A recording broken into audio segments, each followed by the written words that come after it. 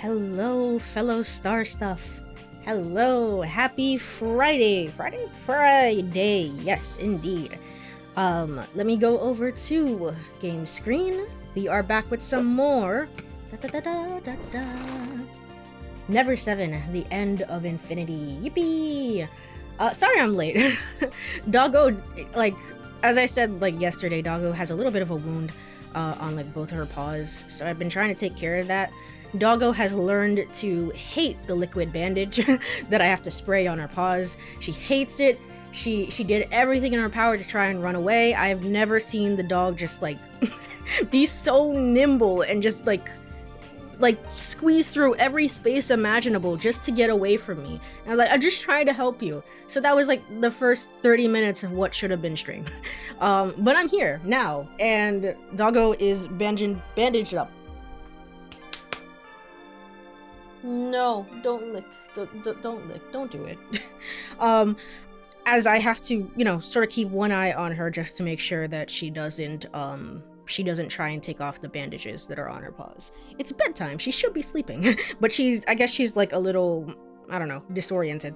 Understandable. Anyway, we are back with some more Never 7, the end of infinity. Last time,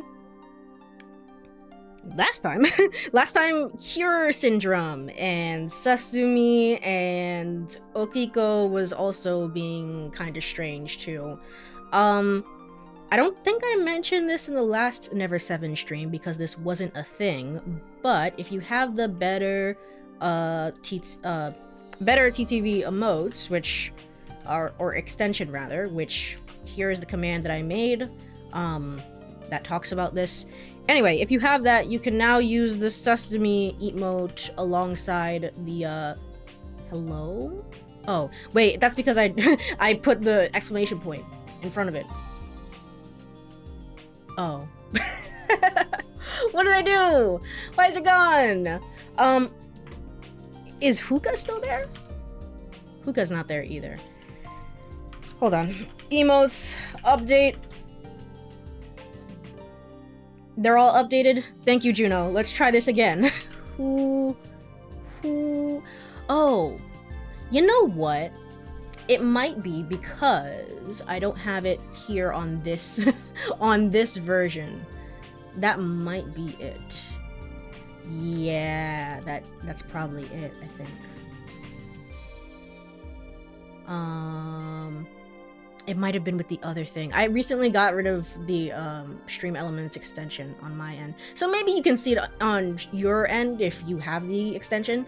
But I recently got rid of something that might have shown that for me.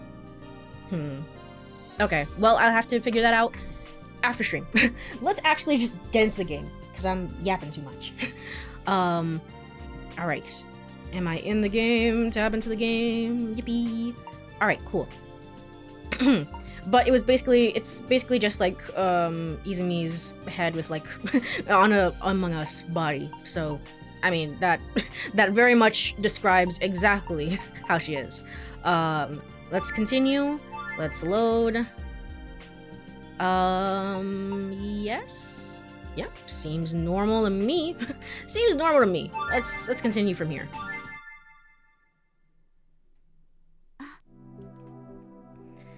Ah, Makoto-kun has the same troubled look she had during the day. She's still thinking about the playing cards? Oh yes, we learned that I'm a god of this world. I'm a god of this world, and Izumi was like, what the hell? And Kurumi was like, it doesn't matter, whatever happens, happens. I like Kurumi's explanation of it, because it is very much how I would respond in that situation of just like, whatever happens, happens. I mean, Kurumi is great. I do like her. Maybe not in a romantic sense, as this game tends to lean towards, but she's still great. She's still fantastic. Izumi-san? Can I help with something? Help with what? Dishwashing, cleaning, anything at all. But we've already finished everything. I closed the cafe earlier than usual. I see, you're finished then. But there's one thing I'd like you to help me with. I turned on the volume too low on my end. I need to hear the music. There we go. Huh? What is it? So? So? And then we faded to black. Okay, cool. 8:22 p.m. We're shrouded in the darkness of the night. It feels a bit chilly sitting on the terrace, maybe because the sun wasn't shining today. There are empty dishes on the table in front of me. It turns out that what Izumi-san wanted help with was eating all the food she had made. Izumi-san mentioned that Kurumi had left after they closed the cafe, saying that she would visit the lodge, and Izumi had made too much food. Surely we can find a way— well, your car is broken down. Surely we can't find a way to get over there with the food and like just give it to everybody else? Can you put it in a fridge? Save it for tomorrow? I don't know, something. I was talking to Yuka-san, and we're having so much fun. So I'm gonna stay here tonight, okay? Alright, Kurumi, you do you. That's what Kurumi relays over the phone. Well, that's fine with me. It means I could eat the bollebesta tournette that Izumi-san had prepared. Also, the fact that Kurumi isn't coming back means that Izumi and I can spend some time alone. Makoto-kun? Yeah? So, the one thing troubling me is that expression of hers. Izumi-san's had a gloomy expression for a while now. What's up?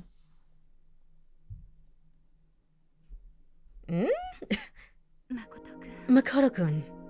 Finally, she speaks in a heavy, solemn tone. Stay calm and listen, okay? Okay? I've been thinking about what happened ever since. Since it happened? Yes, since we played cards. And I realized. I think I understand. It was a premonition. Huh? That had to be a premonition of yours, Makoto-kun. Wait a second. Izumi-san, I don't care about that anymore. You don't care? I don't care about premonitions anymore. I'm over it. I don't care about them and I don't believe in them. I mean, I guess I'm saying that because I'm trying to avoid the fact that I saw Izumi dead, but I mean, I would just confront it. That's not something to run away from, at least to me personally. Huh? I've stopped thinking about silly things like predictions. No one knows the future. Even if a premonition has been correct 100 times before, it doesn't guarantee the next one will be. That's right, isn't it? What's important is that this moment right in front of us, this moment, being together with Izumi-san. Doggo. No. No. No. Don't do it. Don't do it. This moment, being together with Izumi-san. No, Makoto-kun, that's not true. So I don't care anymore. No matter what happens, I won't believe in premonitions anymore. But I'm serious. I'm serious, Izumi-san. So please, just stop. Stop talking about premonitions. The silence continues. Izumi-san hangs her head, seemingly troubled by something. Her expression makes my chest tighten up. Come on, let's talk about something else. Something fun. Let's see, for example... Oh, I know. What about stars? Stars? I mean, you seem to know about stars, Izumi-san. You even know the names of stars I've never heard of, like Regulus and Pinocchio. That's not Pinocchio. Procyon. You said that last time? I don't remember that one. Her lips curve slightly. Seeing that, I grow more enthusiastic and continue.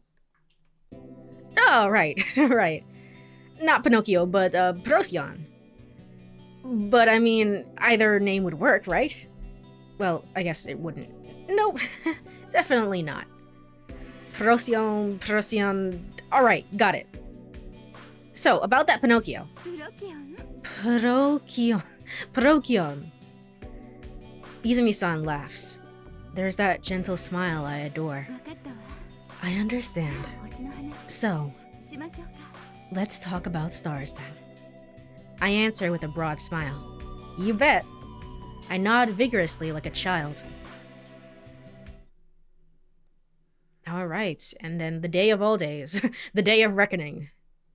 April 6th, Saturday. 12:27 a.m. The conversation about stars ends around 11 o'clock. Izumi-san shares various stories about stars from Greek mythology to black holes. Our talk had ended, and Izumi-san is currently asleep upstairs. I had asked her, can I stay here a little longer? And I decide to stay. Of course, a little longer is a lie. I intend to be here until dawn. I sit on a stool at the counter and rest my chin on the table in front of me. The cafe is utterly silent. Then I hear a faint sound from outside. Rain, huh? I look outside the window. Raindrops, illuminated by streetlights, look as if they float in the darkness. The rain, it continues to drizzle. Thinking back on it, even in that vision I had of Izumi-san, it was raining. I shake my head. I banish any unfounded fantasies and illusions from my mind. I don't believe in premonitions. I say this to myself. I don't believe in premonitions. I repeat it like a mantra. Suddenly, I glance at my watch. 12:30 a.m. It's already April 6th. 8:50 a.m. Outside, it's pouring rain. Countless raindrops splatter into a fine mist, painting the surrounding white.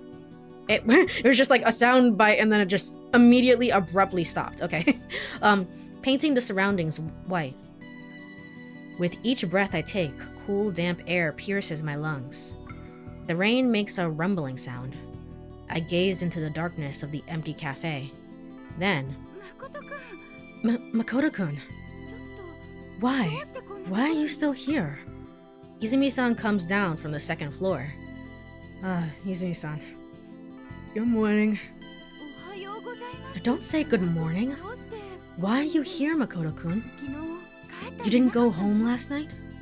I guess I fell asleep. I lie again. I hadn't slept at all last night. I wasn't sleepy, and I didn't want to sleep. Then you should have told me. Last night, Kurumi stayed at the lodge, so there was an extra futon. Oh, but you can't do that. Well, that would mean sleeping next to you, right, Izumi-san? Yes. Anyway, I actually would have preferred that. Eh? But at that moment, I mean, she obviously would have preferred that. She said that she loves us, right? Is that what she said? She said that she really likes us, so she obviously would have preferred that. The door of the cafe swings open. Izumi-san instinctively shifts her gaze towards the entrance. Good morning! It's me, Yuka! It's Yuka. Why is she here so early? And then... Good morning. Hey, Haruka. Wowie, that rain is intense. What rain? You, Okiko, need to explain things to me. You need to explain what cure syndrome is. Haruka and Okiko come in following Yuka. You guys are all soaked. Hold on a second, okay? I'll go get some towels. Izumi-san says as she heads upstairs. So, what brings you here, Yuka? Oh, come on, what's with that tone? You sound like you don't want us here or something. No, that's not true. Breakfast. Huh? We were thinking we'd have breakfast here. Have we ever done that before on the 6th? Maybe it's just like stuff is happening too much. I don't think we've ever done that. We ran out of food at the lodge, so coming here was the quickest solution. And right, Haruka and Saki are fighting still in this route, I believe. Yeah, I think the only route where that ever gets resolved is obviously like sake route, but also I feel like the best resolution came from the Kurumi route, to be honest. I think that was the best one, but sure. By the way, where's Kurumi? Kurumi-chan went to look for a dog. A dog? Yeah, apparently, right? There seems to be a stray dog around here. Just the one stray dog that we all know. Okay. It's just a puppy, though. She probably felt sorry for it being outside in this rain. I see, a puppy, huh? Then, Izumi-san rushes down the stairs. Thank you for waiting. Here are some towels. Thanks so much, Izumi-san. It's fine, you don't have to thank me. More importantly, have you had breakfast? No, we were thinking of asking you. I see, understood. I'll make something for you, so please wait, okay? And also, Izumi is an alumni of our school and she like decided to hide that fact from us. That's so strange. That's so weird. Why would she do that? Izumi-san disappears into the kitchen. 9:43 a.m. After finishing breakfast, we spend our time doing nothing in particular. We all just stare into space. Just stare into space? I can't imagine this group being the type that can just like enjoy each other's company. I feel like there's like conflicting interest in this group that feels... It seems like Okiko would always be talking, you know? But still, no customers at all, huh? It can't be helped. It's still pretty early. And with this rain. It's kind of depressing. I've always hated the rain. Everything gets cancelled, field trips, sports festivals. I like the rain. Wow, isn't that rare, Haruka-chan, liking the rain? Is it? Is it weird? I think a lot of people like... Well, at least a lot of people like the sound of rain. I don't know if I like the sound of rain per se, but a lot of people like that. It helps them fall asleep. No, it's not weird. I like it too, you know, the rain. Huh? You too, Izumi-san? Yeah. It's a bit inconvenient when there are no customers, but I really do love rainy days. I love sitting by the window with a book, or going for a drive with no destination in mind. I see. That's fair. I don't know about driving in the rain though. It's like, it's just inconvenient. I don't know if I would like that per se. Going for a drive? Yeah, a drive in the rain. A midnight drive in the rain. Turning off the car stereo, I listen to the sound of the cold rain in the darkness. That's interesting. Thanks for sharing, Izumi. The sound of the tires slicing through the water. The sound of the raindrops splattering against the hood. The sound of the rain, the world enveloped by those sounds. Listening like that, it somehow calms my heart. It's as if I myself have become one with the rain, one of the raindrops. I feel like I understand. Aw, I like seeing those two bonds. They're so cute. Yeah, I can get what you mean. I guess rain days aren't so bad. Oh, right. Suddenly, Izumi-san stands up. How about we all go for a drive right now? Eh? I don't think that many customers will come today. We can close the cafe for a little while, right? With that, Izumi-san takes her keys out of her pocket. Is the truck now working? I guess. What are you saying, Izumi-san? I thought the truck isn't running now, right? Yeah, that's what I thought. The truck isn't running now? Yeah, now that you mention it, that's true. I completely forgot. As she speaks, Izumi-san puts the keys back into her pocket. And then... the sound of the bell. I guess she has the bell. Something falls. A familiar, high-pitched metallic sound echoes throughout the room. A chill runs down my spine and I shudder. How is Yuka gonna respond to this? Surely Yuka is still going through the loops, right? No way. Izumi-san bends down and picks up what had fallen at her feet. What she's holding in her palm is a bell.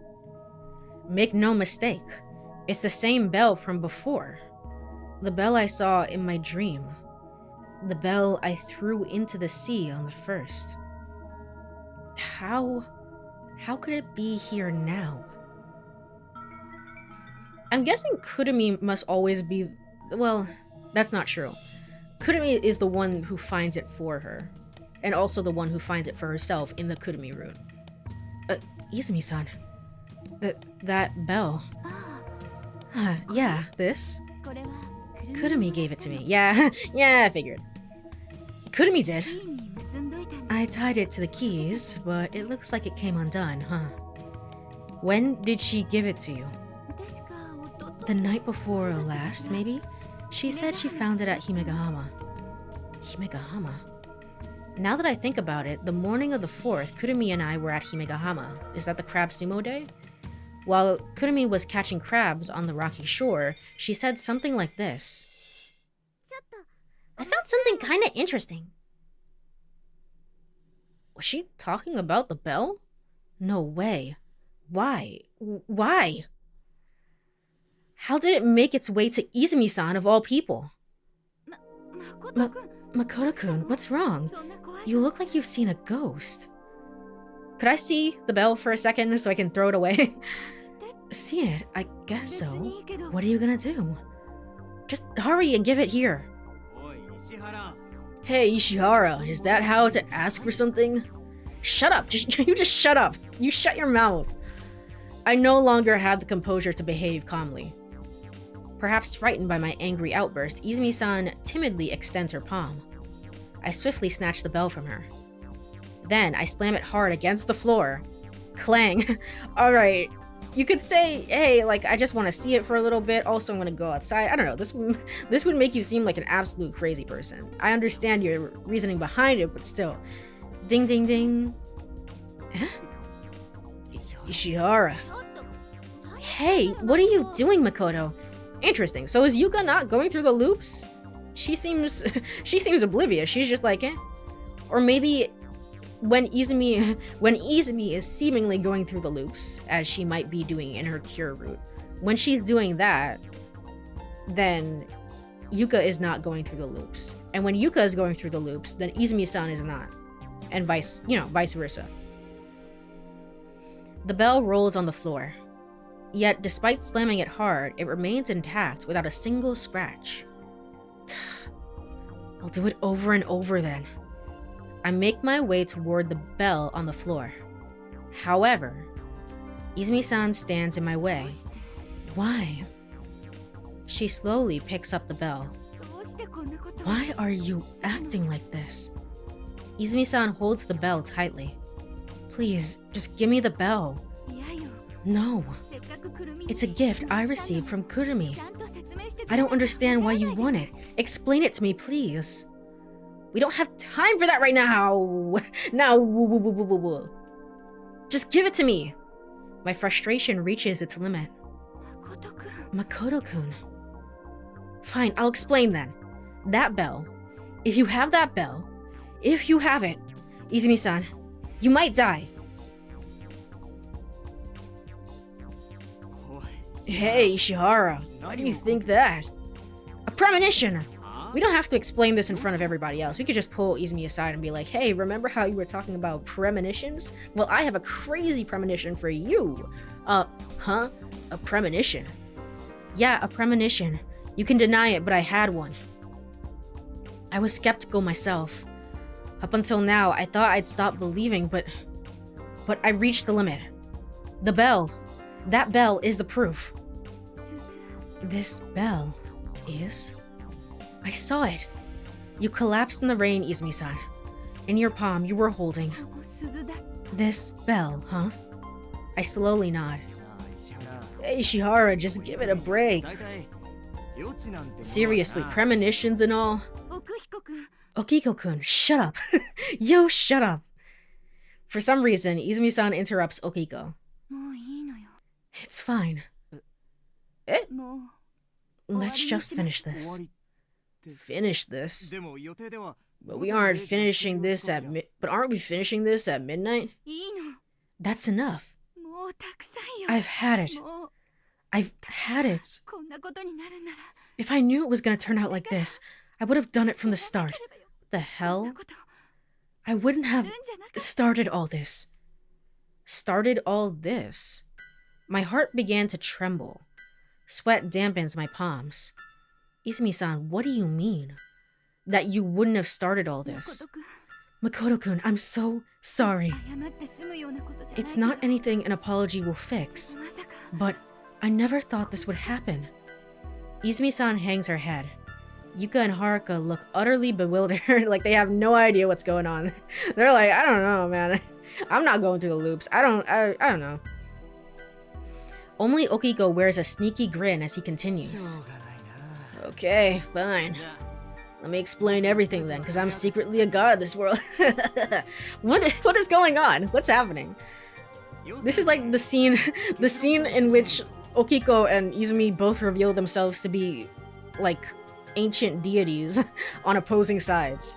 But I'm guessing it's more like something to do with the Cure syndrome thing, right? In short, Ishihara, you got deceived by us. What? I got deceived? What are you talking about? Yeah, that's right. But don't take things the wrong way, okay? It's not like we were just playing with you, Ishihara. We had a very rational reason for doing what we did. I don't understand what Okiko's trying to tell me. I feel like the rug is being pulled out from beneath my feet. Well, I guess you probably wouldn't understand unless I start from the beginning. There's no choice. I'll explain it step by step. First, let me tell you exactly what we did. So, Ishihara, we made it look like your premonitions were coming true, even if they really weren't. We did it to make you believe you had precognitive abilities. What the hell? But just telling you that's amazing or something wouldn't convince you of anything. To give you to give this story a sense of reality, we needed someone who would unconditionally deny your premonitions. So that's you, Okiko. That's right. Starting when? You really want to know? That's obvious, isn't it? From the very beginning. From the start of the seminar retreat. So the seminar retreat is based around me? What's going on here? This is insane. There's no way. There's no way. That surely has to be a conflict of interest, like just to gaslight one person in particular in the group. There's no way. I mean, obviously we know that, you know, Makoto actually does have powers to time travel, but still. I mean, the purpose of this seminar retreat is to deceive you. Liar. I'm not lying to you. For example, when you said we can't make paella because there's no rice, Izumi-san pretended there wasn't any. For example, when you said I think the battery's dead, isn't it? Izumi-san intentionally turned the key off before the engine started, making it look like the battery was dead. For example, when you said we're having curry for dinner, right? I rushed to buy the ingredients, and Izumi-san cooked it up. In other words, when you predicted something in the future, we simply worked together to make it happen. What the hell? Well, it sounds like Yuka. It sounds like Yuka is not a part of this then. So this is not the point, quote unquote, of the seminar. Otherwise, our team leader would obviously know about that, right? So don't worry, but there's no way Izumi is going to die. I'm sorry, Makoto-kun. Sorry? You say you're sorry? Enough of your jokes. Makoto-kun. Makoto-kun. Don't act like you know me. It's all lies, isn't it? You're telling me that everything that has happened in the past 6 days are all been staged? The dam of reason within me burst. I mean, yeah, you're being gaslit, so I can imagine so. Angry words spill out of me, one after another. Saki drowning in the ocean. Haruka being revealed as a clone. Kurumi disappearing. All of it was a lie, right? That's not it, Makoto-kun. Please listen. I get it. So that's how it is. That's why you told me not to worry during the test of courage. And what you said to me at Viewpoint Park, that was all a lie too, huh? No. Stop denying it. Hey, Yaaah, you don't have to get so mad. You shut the hell up. I kick Okiko to the ground along with his chair. Holy shit. What the hell? What has this all been for? What you said to me back then, I believed it. In the end, it's all a joke to get me all worked up, right? Izumi-san, you enjoyed toying with me, didn't you? You were secretly getting your kicks watching a younger guy lose his mind, huh? Ow! A sharp pain stings my cheek. Damn, I wish Saki were here for all of this. She would have loved the drama. The trembling Izumi-san still has her hand raised. Her eyes are filled with tears. Goodbye. Not the sayonara. What the hell? No. What's going on here? She violently flings the door open and runs into the pouring rain. I stand there in astonishment, watching the door. My cheek stings. That pain has brought me back to reality. The most important thing might be whether you can believe it, rather than whether it's true or not.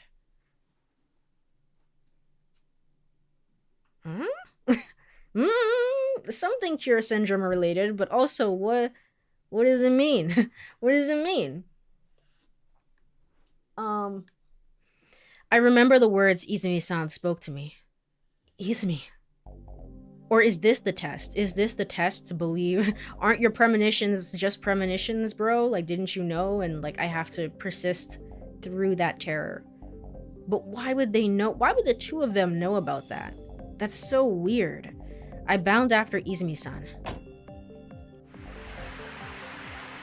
9:58 a.m. In the heavy rain, I search for a sign of Izumi-san. For some reason, I have a very bad feeling. I've gotta hurry. Something's urging me forward. I reach the coastal road and scan my surroundings. There.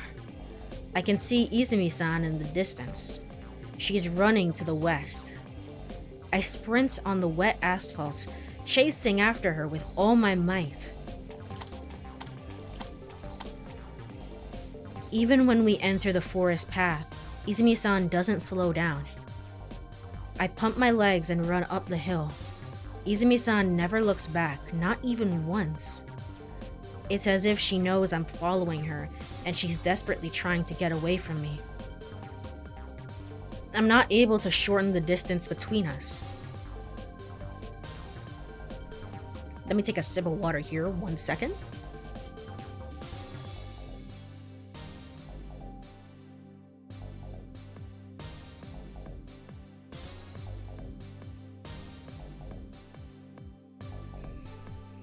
Interesting. She ran away to the lodge.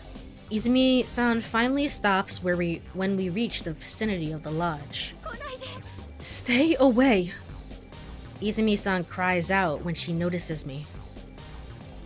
Then she starts to run away again. Izumi-san! Pushing through the dense undergrowth, Izumi-san enters deeper into the forest. The undergrowth slows her down. I catch up to her right away and reach out, grabbing her arm. Izumi-san! I say as I tug on her arm, causing her to turn and face me. Why did you come after me? I'm sorry. I shouldn't have said what I did. Hello. Hello, Petri. Hello. Thank you so much for the raid. How are you doing? bringing bringing the butter. Welcome on in, Narcotic. Hello, Jackson. Hello. Welcome on in, Raiders. My name is Courie Cosmos. I am the delivery girl of the universe, currently playing through Never 7, The End of Infinity. We're pretty far into the game. This is like one of Uchikoshi's original games, Uchikoshi being the writer of Zero Escape, Zero Escape, and the Somnium Files, and stuff like that. So, if you have any interest in checking out the game, feel free to leave if you need to. Also, to anyone who's a little bit tired, including you, Petri, feel free to dip if you have to dip. But now it's your stream. I hope it went well. What were you playing? I love the model. Thank you. Thank you. Thank you so much. The model was done by Kuago the owl. She perfected the design that I wanted. I really love it. So I keep catching you playing this and falling asleep. yeah. It's a very interesting game because it's kind of like low key. The high moments are very like they're impactful, like wow, but for the most part it's kind of like a slow burn. So I can understand that. We were technically playing Minecraft, but we were plagued by tech issues, so that was just the theme. That was the theme. The theme of the game was tech issues. Understandable. I have been there. I had a whole like month of stream when I lived in a previous place where the whole theme was just internet issues, and that was fun. That was fun. But yes. Hello, I hope stream is going well. It is. Thank you so much, Jackson. I appreciate it. It's 3 a.m. for me. I bring the butter and I bring a streamer who's terrible at Minecraft. Good night. No worries. Yes, please go to bed if you need to. Mods definitely did not troll Petri once. Never. Never, ever, as the mods never do. But thank you again. Thank you so much. I also forgot I should give a shout out. Shout outs. If I remember these things. Okay.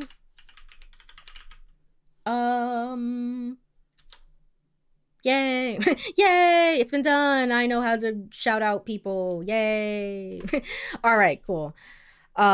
But anyway, yes, have a wonderful night. If you need to bow out anyone, have a wonderful rest of your day or whatever time it is. I appreciate it. And for those who are sticking around, we're just going through some insanity. I don't know what's going on right now. My mods are the biggest detractors and also awesome, so I can't complain. That's fair. But yes. So right now, I don't know. We basically just got gaslit, but I think that the gaslighting is also gaslighting of the gaslighting.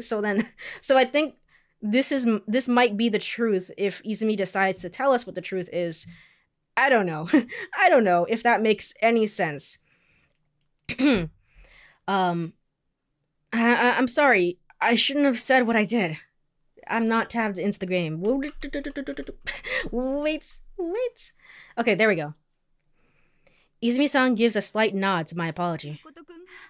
I think it's only natural for you to blame me. Of course you'd be angry with me. It doesn't matter how poorly you think of me. But there's one thing. There's one thing I want you to believe. The one thing I could never lie to you about is my feelings. But you were lying about all the other stuff? I just want you to believe me when I say, I love you, Makoto. I gaze into Izumi-san's eyes. She too is looking directly into mine. Her honest gaze makes me believe she is telling the truth. Then why? Why did you participate in something so cruel? Well... Cure. Just as Izumi-san speaks. Hey, Okiko, not now. Shut up.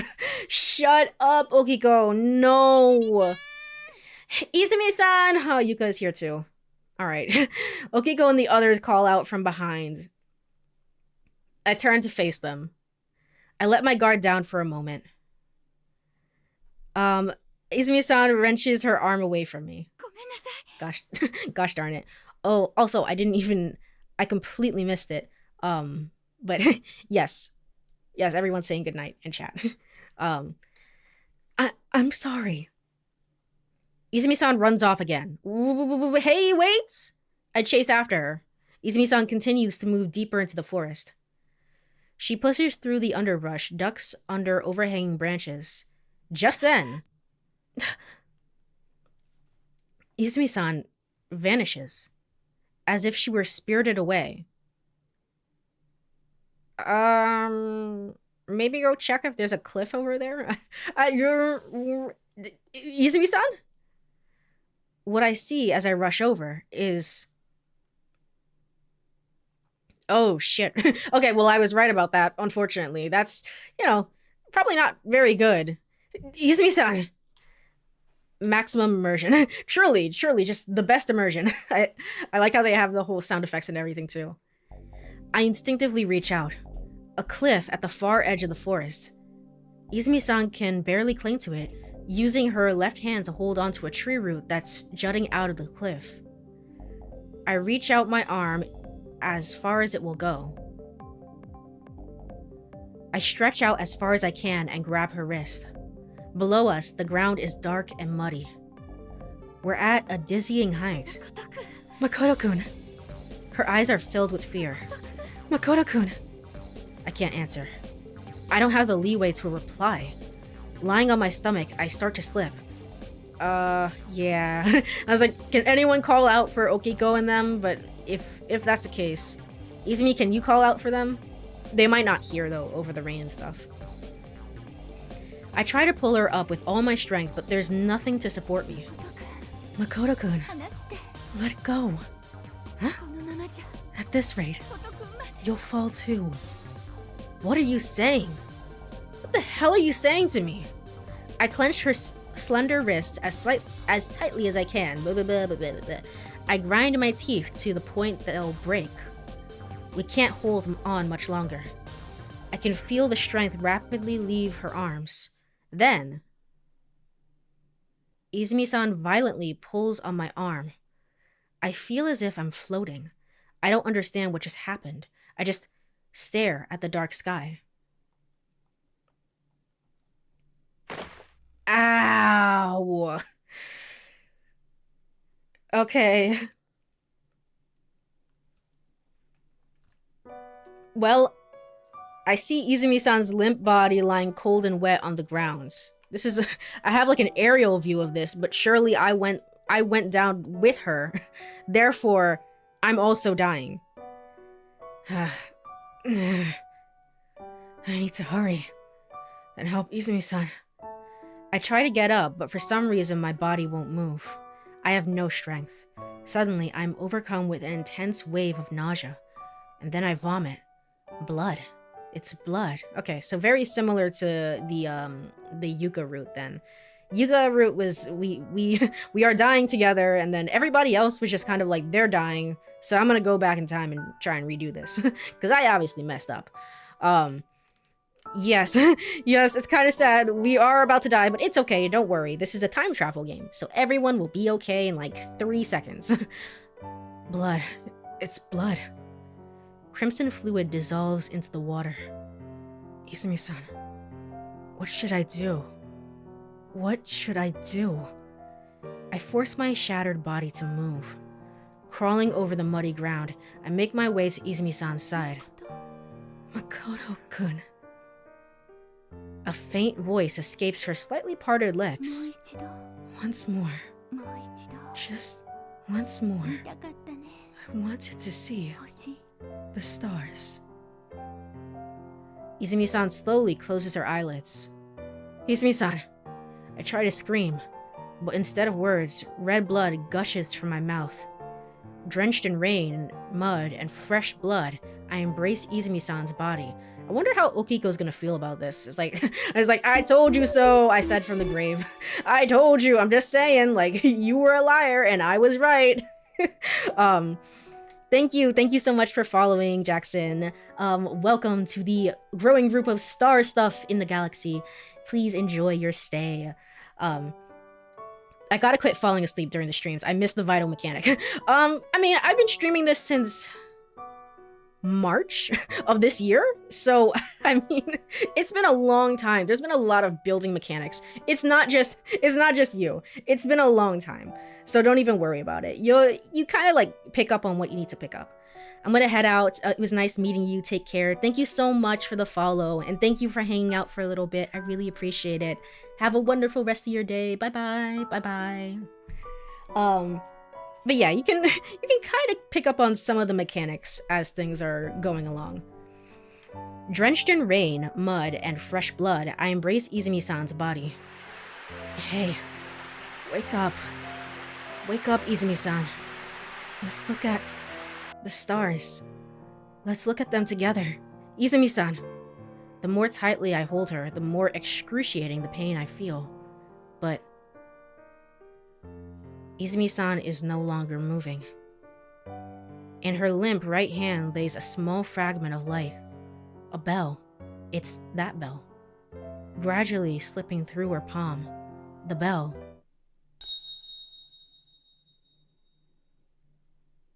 falls to the ground. And then I go back in time. As my consciousness fades, I hold Izumi-san in my arms, trembling violently as I sob into her back. Her skin feels damp and cold in my arms.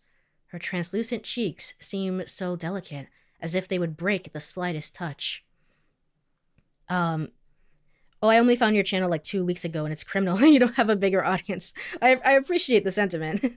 Thank you. I mean, I play a lot of like niche games and indie games, so it's understandable. It is what it is. But yes, it's been a long playthrough. So, hello, Black Blue. Hello. Thank you so much for the hydrate. I will do that right now. Hello. How are you doing?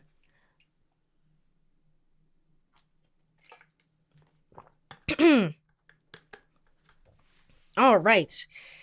I've been thinking the same thing for so long. You both are very sweet. Thank you. Currently we're going through the Izumi route. Izumi just died. Something crazy happened where Okiko was like, this whole experiment has been to gaslight you. Didn't you know? We're just making you think that you have time travel abilities, but you actually don't. So, you know, that kind of sucked. I don't know what that means. Otherwise, everything is basically as, you know, as Never 7 is. So, I'm good, wondering what I should eat. That is the ultimate question. That is indeed the ultimate question. What did I have? I had a burrito. I had a burrito today. It was pretty all right. I made spicy tofu soup. You want some? That sounds good as well. Although I'm not good with spicy food, but I mean, that sounds really good. Soup, burrito. I think those are good options. Good options. So hopefully that helps. They seem like they would break at the slightest touch. It's as if she were a fragile glass doll. Makoto-kun. I really like you. Makoto-kun. At Viewpoint Park, under the starry night sky, Izumi-san said those words to me. And yet I couldn't show her how I felt. I loved Izumi-san too. I loved her so much. Why the hell didn't I tell her how I feel? Why? I know a dubiously reliable courier for the soup. Well, you know, when do I go back to work? Monday, if you don't mind, like 3-day-old soup. If you don't, I'm at soup in 3 days. You know, 3 whole days. So maybe. My voice, heavy and sinking, hangs empty in the air. My deep sorrow and self-loathing grows. My fury seemingly about to burst, robs me of my reason. With my rationality gone, I'm no longer myself. Amid the raging downpour, I eventually lose consciousness. Now we go back in time? Yeah? Yeah! Woo! We just gotta go back. Woo! kaleidoscope. All right, cool. It's temperature controlled, at least, right? No. No. Well, Godspeed. Good luck with that. I jolt awake, kicking the blankets aside. I stare at the space for a moment, disoriented. A familiar ceiling. Soon I realize my body is drenched in sweat. I'm freezing. I think it's Wars was he severed nose after 73 breaths. This is the lodge. This is the lodge, isn't it? I spring out of bed. Standing in the center of the room, I glance around. No mistake. This is all the same. This is my bedroom. What's going on here? So the dream I was just having. No way. What the hell am I saying? That was no dream. That wasn't any sort of dream. Suddenly, a violent noise like a gunshot echoes out. I turn around. There stands. Who is this again? What's going on here? Why? I've seen this before, maybe. I suddenly glance at my watch. This begs a question I've intermittently considered. Why the FedEx disaster attack? What have you done? Don't worry about it. I have always delivered mail on time and without any issues, and everything is fine and normal. And I certainly would not drop your packages and damage any belongings. You know, I would certainly not do that. That doesn't make any sense to do that. Monday 1st, 9/19. April 1st. April Fool. April 1st? No goddamn way. What's going on here? What happened? Why am I here? My mind is in utter chaos. My thoughts are fragmented, and I'm struggling to get my mind together. Sorry, Yuka. Yuka had been standing in my doorway. I pushed her out of the way and hurried into the living room.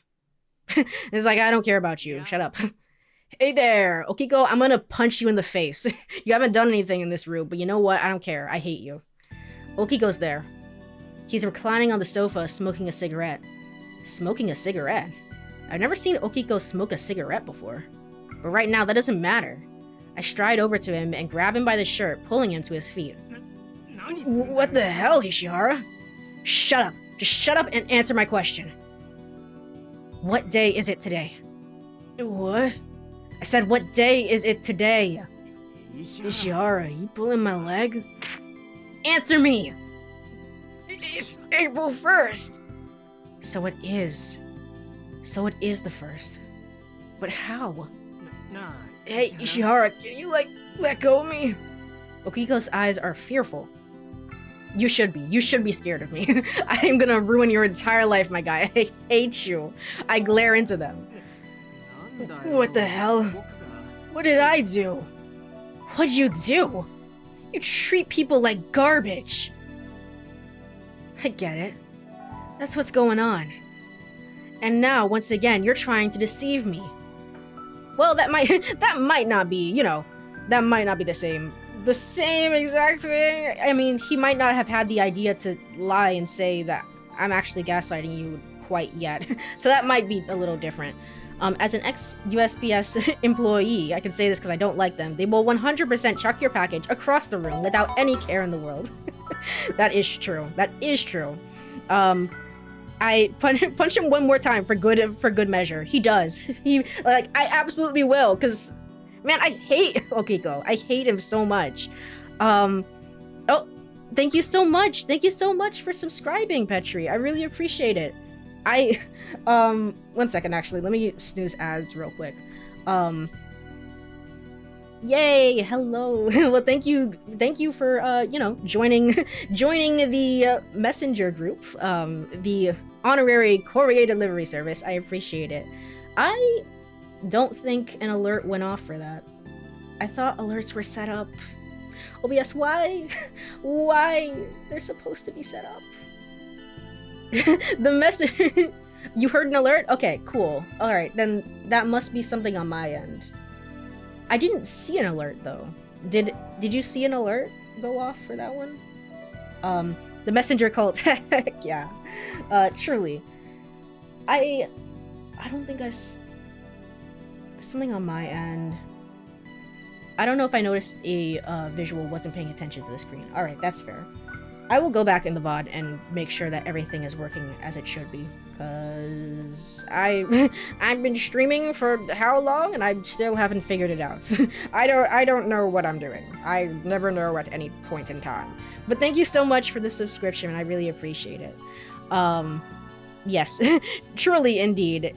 As a former FedEx employee, I still remember a few houses that absolutely deserved it. Absolutely deserved it. Truly. That's fair. That is absolutely fair. Same, I was paying attention to a hang now. Fair enough, fair enough. No worries, I will go back and stream and make sure that everything is as it should be. Alright. And now, once again, you're trying to deceive me. That's right, isn't it, Okiko? I have no idea what you're talking about. Stop playing dumb, yeah! Beat the shit out of him, yeah! Okay. You want me to level with you. But honestly, I haven't deceived anyone. Or at least, not yet. What the hell are you talking about now? Yet? What do you mean, yet? I tightened my hold on his collar. Okay, it's true that the plan was to deceive you, so that was real. But I actually haven't done anything yet. What the hell are you talking about? I don't get any of this. I don't either. Anyway, how do you know, Ishihara? This bastard. Is he still planning to screw with me even now? My stomach is boiling with rage, but whatever.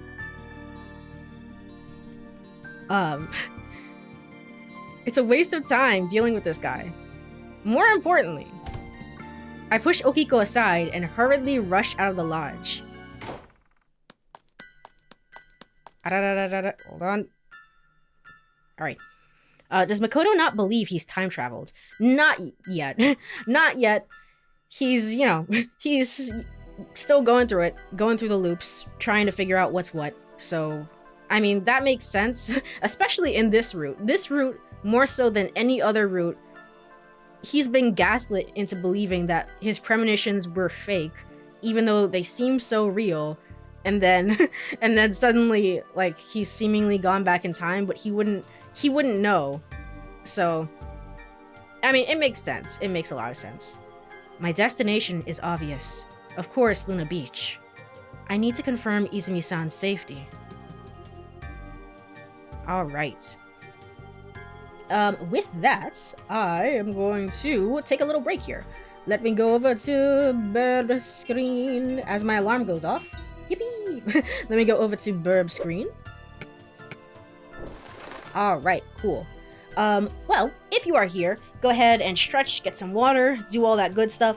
I am going to do the same and maybe try and figure out why my better TTV emotes are not working on my end, if I can't, like, why I can't see them. And I will be back. I will be back in about 3 minutes. So, see you then. Alright, I am back. Move over here and then go over back to game screen.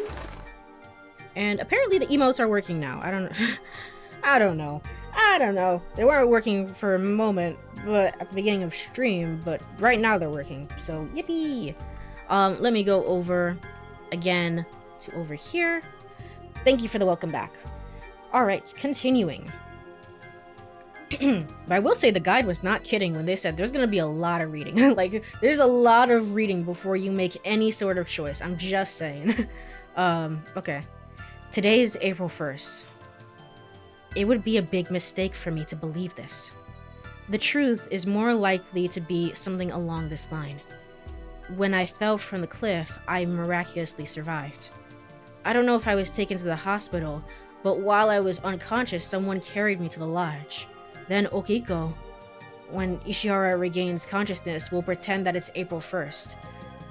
So, he said that he's been doing this essentially since the beginning of the retreat and made it sound like this was what the retreat was about, but we didn't really ask Yuka as our team leader to confirm, like, hey, is this true?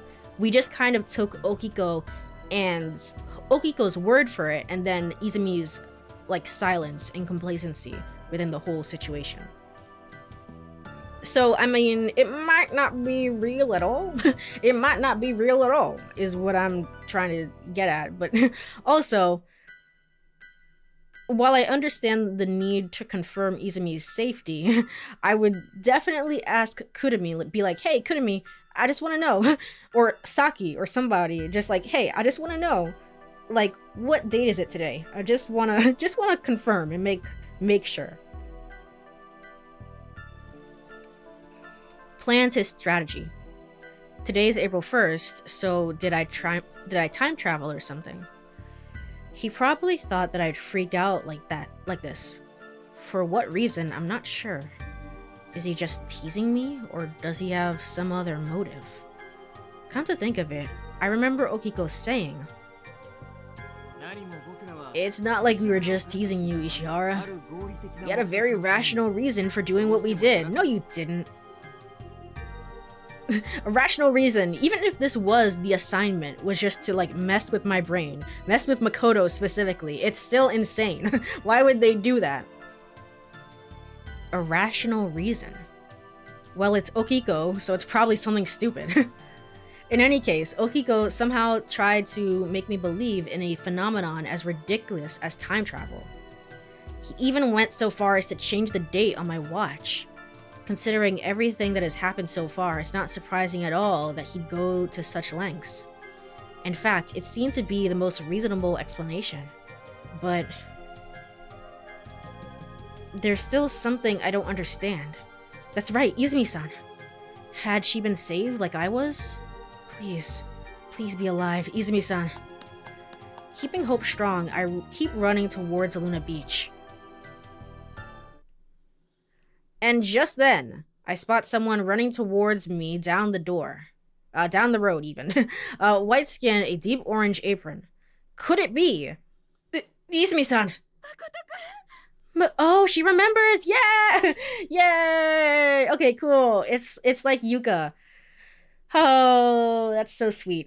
That's so sweet. That's so nice. I'm so happy. Makoto-kun! Her voice quivers as she jumps into my arms. I embrace her slender body. Izumi-san's warmth. The scent of her soft hair. With her face buried in my chest, Izumi-san sobs and sobs. She squeezes me hard as if making sure I'm actually there. Makoto-kun! Makoto-kun! Amidst her sobs, she's desperately trying to tell me something. In response to her powerful feelings, I hold Izumi-san tight. Makoto-kun! I'm so glad. I'm so glad you're safe, Makoto-kun. Izumi-san's breath seeps into my chest. It's so warm. It's proof that she's alive. It's okay. It's okay, Izumi-san. You think I'll die that easily? I'm sorry. I'm so sorry. There's a gust of spring wind. The leaves of the trees rustle. In the distance, the blooming cherry trees come into view. Why was it so necessary to do the Izumi cure route first, before the regular Izumi route, is still what I'm thinking to this day. And I mean, I know I'm going to get an answer. I'm still going to continue with the game and, get my answer eventually, but still, it's so strange. And this just seems like the regular Izumi route anyway. It doesn't even seem like the cure route. The breeze sweeping over the sea is lightly scented with peach. Izumi-san, you don't need to apologize. But I'm so happy. Just because you're here, Izumi-san. Just that makes me happy. Izumi-san continues to cry. She continues to endlessly cry in my arms. I want to stay like this until her tears dry up. Being by Izumi-san's side at this very moment is the greatest joy for me.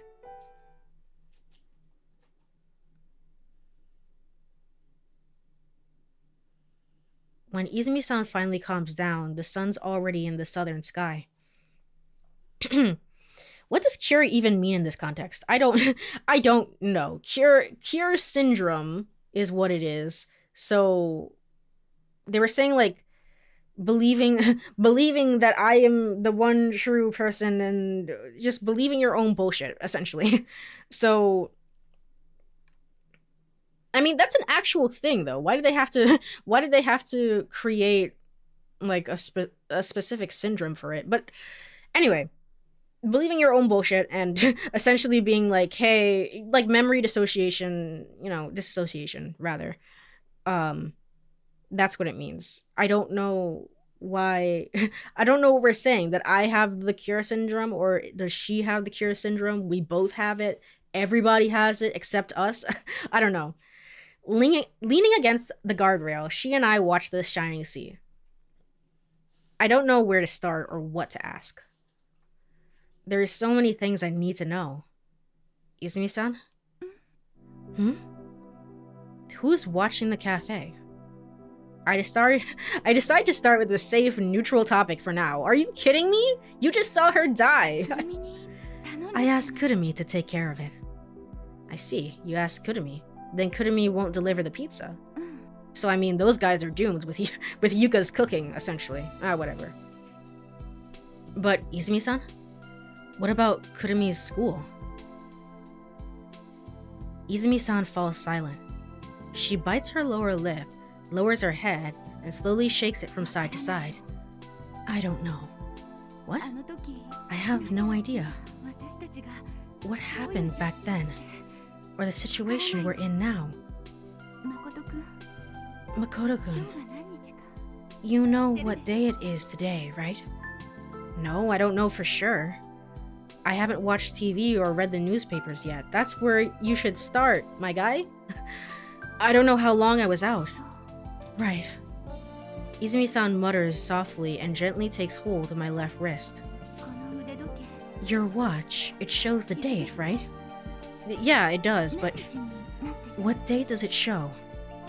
This date isn't right. Okiko messed with it. Okiko-kun did? Yeah, Okiko tried to pull a fast one on me again.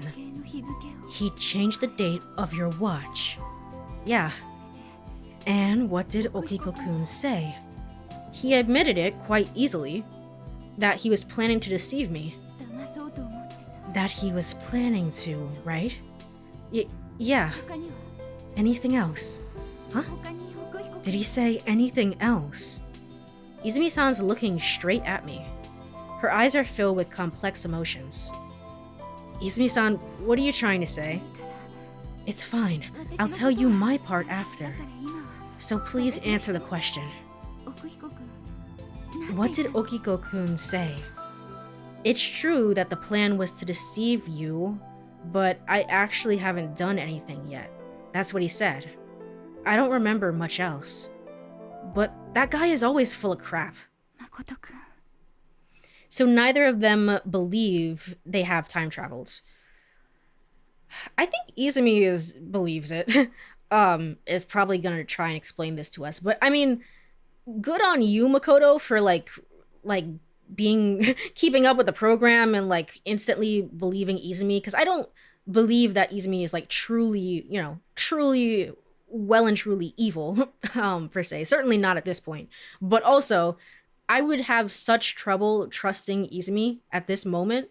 Even if she came running towards me and I confirmed her safety, I think I still would have like pushed her out of the way and been like, all right, where's Kurumi? I need to ask her the date or something like that. Because I don't know how much I would want to trust her after everything that just happened. But good on you, Makoto.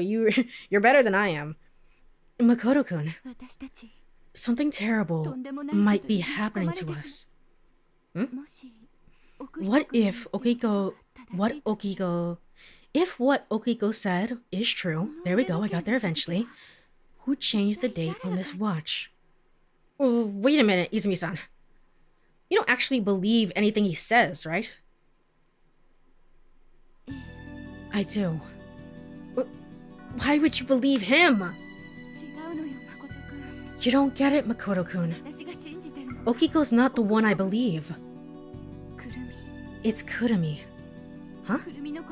I believe Kurumi. I've known that girl since the day she was born. I mean, have you? Have you? She was gone for like 3 years in the middle of that, but sure, go off, Izumi. She would never tell a lie. Sorry, I don't quite get what you're telling me. Basically, Kurumi and Okiko-kun are saying the same thing. If I'm to believe Kurumi, I must believe Okiko-kun as well. Huh? You still don't understand? Well, I understand what you just said, but what did Kurumi say? Izumi-san pauses for a moment, carefully choosing her words, and speaks. That today is April 1st. She said it has to be the 1st. I can't speak. Something stuck in my throat. I can't even breathe. Based on what you told me just now, Okiko-kun might have said the same thing. And the date on your watch. Izumi-san lifts my wrist. The watch face is clearly visible between Izumi-san and I. 1st, Monday. Oh, enough already! I push Izumi-san's hand away. You're nuts, Izumi-san. Saying that today is the 1st. I mean, thinking about it rationally, it's just impossible. And even if Kurumi says it's true, believing it is absolutely crazy. You know what? This is a normal reaction. This is the most normal reaction that Makoto has ever had to anything ever in his life. I don't believe it. This is a very normal reaction to just being gaslit and then being told that you've been gaslit this whole time, and then something bizarre happens, and now just going with the theory that I'm being gaslit again. That's so normal. Or, I feel my suspicion grow. No, it's nothing. I immediately dismiss the thought. Or are you also deceiving me, Izumi-san? That's what I would say.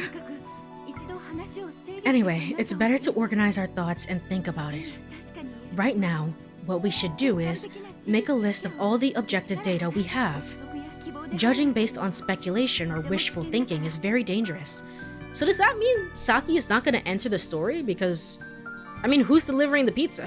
Who's going to go out and deliver the pizza if the shop is empty? Yeah, I have a lot of things I want to ask you too, Izumi-san. The pizza that she orders for the dog. Yes, I'm sure. There are a lot of things I have to tell you, Makoto-kun. So, where to start?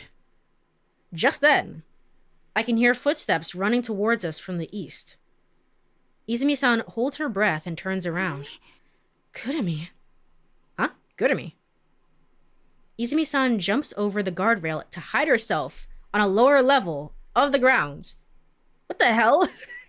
Okay, parkour Izumi-san? Why are you like this? Hurry, hide. Me too? Why? Seeing how desperate Izumi-san looks, I can't help but jump down next to her. But why? Shh. Izumi-san puts a finger to my lips, and soon, Kurumi passes by above our heads in a hurry. She's holding a square silver bag in her left hand. Okay. I'm guessing that's she could just leave the shop unattended. But also, I would love it if she just started monologuing to herself of just like, I'm gonna go deliver this pizza. Oh, the sardine pizza. I know where it's gonna be. It's gonna be at that place, that lodge. I guess some people moved in. Just like saying all the expository data that we need to determine that she's going to the lodge. That would be so funny. The pizza, huh? Her footsteps gradually fade away. After we can no longer hear her, Izumi-san and I return to the road. I'm sorry, Makoto-kun. Huh? I have to go back to the cafe. Wait a minute. Gotta get that crusty crab. Gotta get crusty crab pizza. Is the pizza for you and me. Oh my god. But it hurts because that's exactly what Kurumi would sing as she's like delivering food. She's so like she is so just Kurumi. She is the Kurumi of all time. Just make sure she didn't forget the diet Dr. Pelp. Truly, oh my gosh. Ah, man. I think Kurumi is gonna be like one of my standout characters from this game. Again, not like in a romantic context, but like she's just really funny. I really like her. Um, she so would. She really would. You haven't told me anything yet. I'll talk to you about it later. Then I'm going to Luna Beach too. No. Huh? Why not? Because. Anyway, just behave the same as the previous April 1st. What the hell? Why do I have to do that? Just do it. So, again, the two bell theory, in which there are two bells that exist, and I had one in the Yuka route. I had one, and Yuka also had one. And for some reason, we only have one bell here, I think. Yeah, one bell here. We both went back in time. I don't know why. I don't know how. I thought each bell was needed to like send one soul back in time, but sure, that works. That would also mean that Yuka has gone back in time still. that would also mean she's like, hey, like I'm here as well, and we're just being like, we don't care about you. We don't care. Interesting. Kurumi really does make the scenes interesting. She does. She brings a sort of a general goofiness to them. So Hookah, exactly that. It's just like I don't. Who is she? Who cares? Anyway, why am I asking questions? For now, please don't say anything and just do as I say. Please, Makoto-kun, okay? Izumi-san gives me one last gentle smile and leaves. I'm left feeling lost, standing in the middle of the road watching Izumi-san walk off. Dot dot dot dot dot dot dot dot dot dot. I decide to go back to the lodge for now. Before hearing what Izumi-san has to say, there's something I have to check. Is today really April 1st? Is Okiko-kun pulling one on me again? No, what am I thinking? Of course I'm being deceived. Otherwise, there's no explanation for this. And now I'll go and prove it. This time, I will extract the truth from Okiko himself. You don't need to do that. You could just like ignore him and turn on the TV, look at the news, look at the newspapers, anything. Determined, I start walking towards the lodge. As I climb the hill surrounded by woods, I think to myself, just behave the same as the previous April 1st. What's Izumi-san thinking, requesting something like that? Does she really believe it's April 1st today? Just because Kurumi said so, based on that alone. I can't understand. If that's the case, maybe Izumi-san is trying to deceive me as well. I don't want to think about it, but I can't help it. After all, Izumi-san has a history of deceiving me. Yeah, exactly. And I don't think she's lying about her feelings, you know. But we don't know that we can trust her per se. The fact remains that she conspired with Okiko to lie to me. I let out a big sigh. Yeah, but what is the news anchor man? But what if the news anchor man on the mainland is also trying to gaslight you, and the 10 other channels too? This is like, by the end of this, Makoto ends up with like a tinfoil hat, and it's just like, I know, you don't even have to tell me, I know what to do. It's like, oh buddy, Izumi's like, we gotta bring you down, okay? I'm sorry, I'm just gonna admit it, I'm sorry. I feel disappointed in myself for being unable to trust Izumi-san. But I also feel determined. I won't be deceived again. What a complicated state of mind.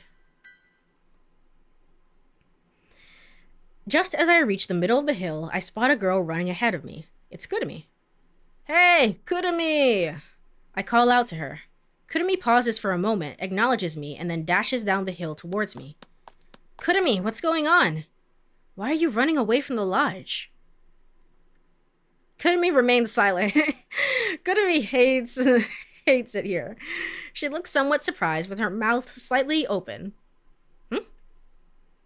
Why? What? Why are you staring at me like that? Excuse me. I'm sorry to be rude, but may I ask, who are you? Huh? Please forgive me. I don't have the best memory. I always forget people's names. You're kidding, right?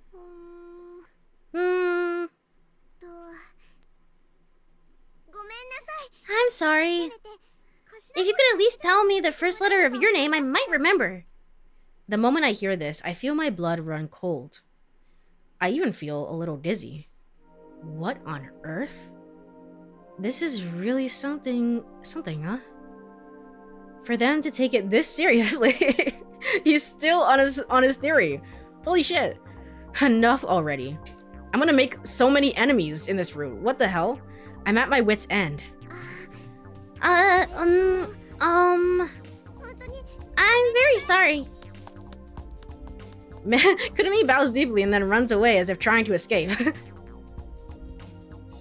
Well, she's gonna hate me. Oh well. Now it's clear that's what Izumi-san had said was, in a sense, true. Kurumi is clearly behaving like today is April 1st. However, that doesn't necessarily prove it is, in fact, the 1st. Man is determined. He really is. He's like, I'm not gonna believe it. So I can conclude that Kurumi may be working for Okiko. Alright, there is one person. I can't believe it. I can't believe I'm saying this, but there is one person in the world who can actually disprove everything. And her name is Saki. Saki can actually disprove everything, because if you say, hey, what date is it today? And she's like, it's the 1st. She's not gonna know about any of this. She's like so far removed from everything that happened the first loop that she's gonna be like, it's obviously the 1st. Like, what are you talking about? And then that's when you know you can truly believe everyone else around you. I can't believe it. Izumi-san says she believes Kurumi, but I don't know. What's really going on here? What are the facts? There are 3 possibilities. 1. Okiko and Kurumi are lying to Izumi-san and me. 2. Okiko, Kurumi, and Izumi-san are lying to me. 3. Nobody is lying. Anyway, it's pointless to keep pondering here. If I confront Okiko, the truth will naturally come to light. I sprint up the short flight of stairs leading to the lodge. I swing the door open wide. Alright, where are you, Okiko, so I can beat the crap out of you? Hey, don't shout so loudly. Okiko-kun is right in front of you, see? Sure enough, Okiko is seated in the living room sofa. His eyes are open wide and his cheeks twitch. Hey, what the hell, man? Are you gonna get all tough again? Depends on your answer. I walk up to him. Somebody, help me deal with this barbarian. And just then, the cuckoo clock chimes. The polite voice of a news anchor simultaneously drifts from the TV. It's Monday, April 1st. Now for the midday news. I doubt my ears for a second. Monday, April 1st. I run it through my head once more. As if possessed, I approach the TV. It's an old-fashioned brown tube TV. There's a well-dressed anchor sitting inside it. The top left corner of the screen reads Monday, April 1st, Monday. No way. I mutter absent-mindedly. I quickly look under the TV. There's a box containing several magazines and nothing else. There's no sign of anything like a VRC. Of course, the TV itself doesn't have one either. Like, you're really thorough about this, Makoto. I mean, that's fair. That's fair. I still don't get why Yuka is being so passive in all this. Like, she is she's clearly also going through the time traveling. That's what I'm thinking as well. But like, at this point, she was here for like the gaslighting scene where Okiko was like, "Hey, we've actually been gaslighting you this whole time." That I'm actually convinced she's not going through the loops. I know, crazy. That's wild. That's a wild thing. How can that be possible? Or maybe she's like having like little like flashes of like, I have like a vague memory of this and that, but she doesn't truly know, if that makes sense. I can't believe that theory is wrong, though. Like, I don't think she's actually going back in time in the same way that we are, at the very least. Next, I peer at the back of the TV. I see nothing. Not even a cable for connecting an outdoor antenna. All there is a small indoor antenna perched on the top of the TV. I turn my attention back to the screen.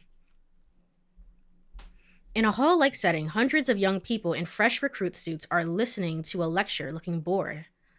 So, this means this video is being broadcast right now on public airwaves at this very moment. Hey, Makoto? What are you doing? Yeah. She has no clue. She doesn't know. I can't believe it. Wow. That's crazy. But doesn't that mean the first scene where she burst into your room not make any sense? I mean, she's obviously having some memories, because I remember like a few times in different routes, in other routes, she'll be like, hey, I just have this premonition that like maybe Saki and Haruka should like step away from the breakwater here. Like, I just have this feeling, this gut feeling. Something like that. So she obviously remembers a little bit, and she is indeed going back in time, but she's not, it's not the same way. It's very like scattered for her. She doesn't remember. Which would mean that Makoto is the key to remembering for some reason. I don't know why.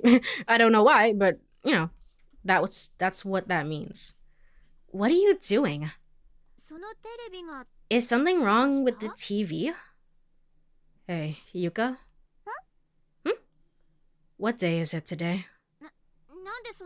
Why are you asking me that? Just answer me. It's April 1st. Haruka? Yeah, why did she? I mean, now that you know the date, I mean, again, she doesn't remember everything, but like, why did you burst through my door being like, what's going on here? Why did you do that? What day is it today? It's April 1st. Without saying anything, I rush out of the front door.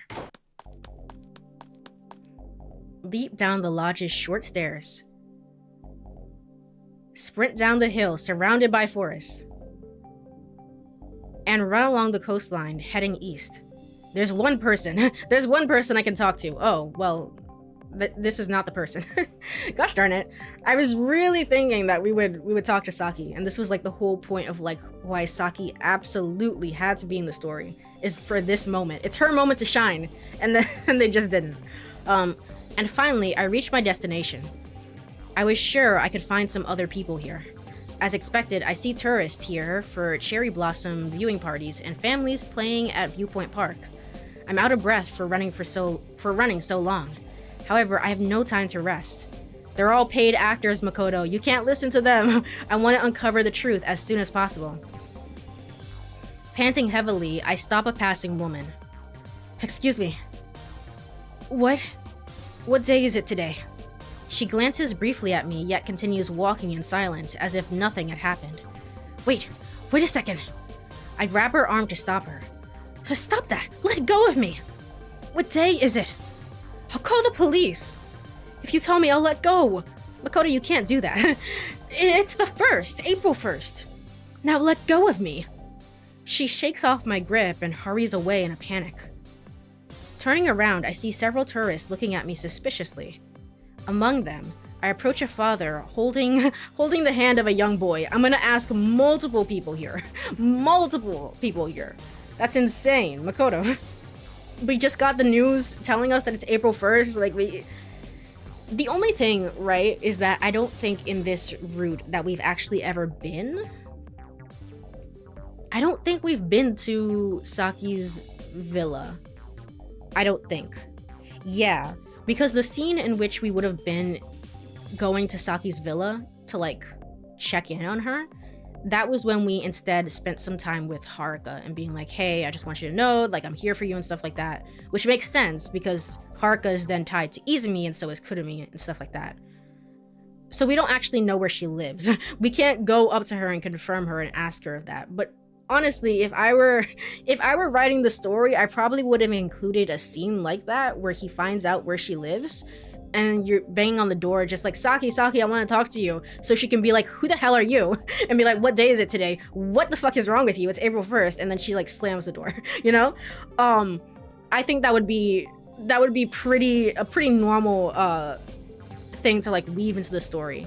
And then it would make sense why Saki is like in this group of other people, which she seemingly has very little connection to be quite honest. So even if he got someone to say it's not the first, that wouldn't help unless they were all saying it's not the first. Yeah, that's true. It's like he's so far gone, he doesn't know what to do anymore. I approach a father holding the hand of a young boy. Excuse me, what day is it today?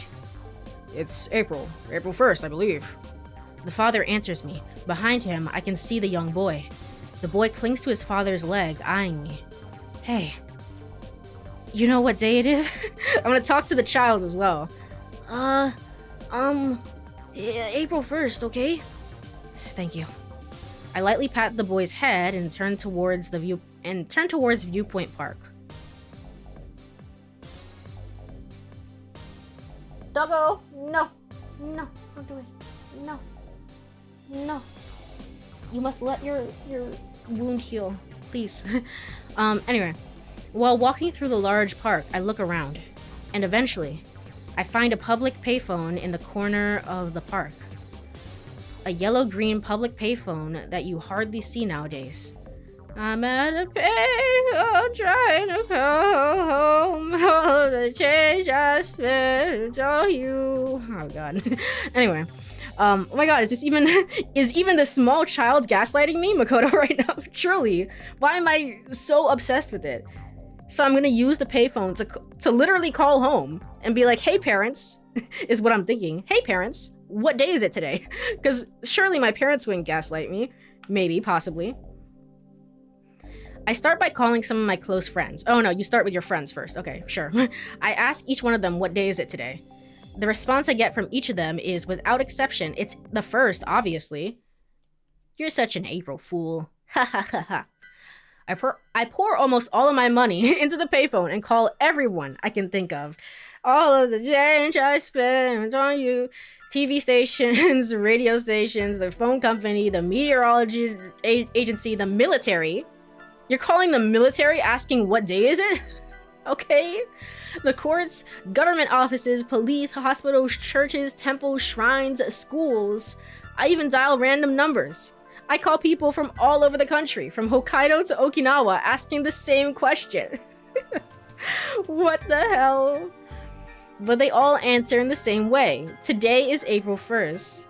There's no room for doubt anymore. Today is indeed April 1st. They're all paid actors. Okiko has this payphone like set to dial specific people. You don't understand, Makoto.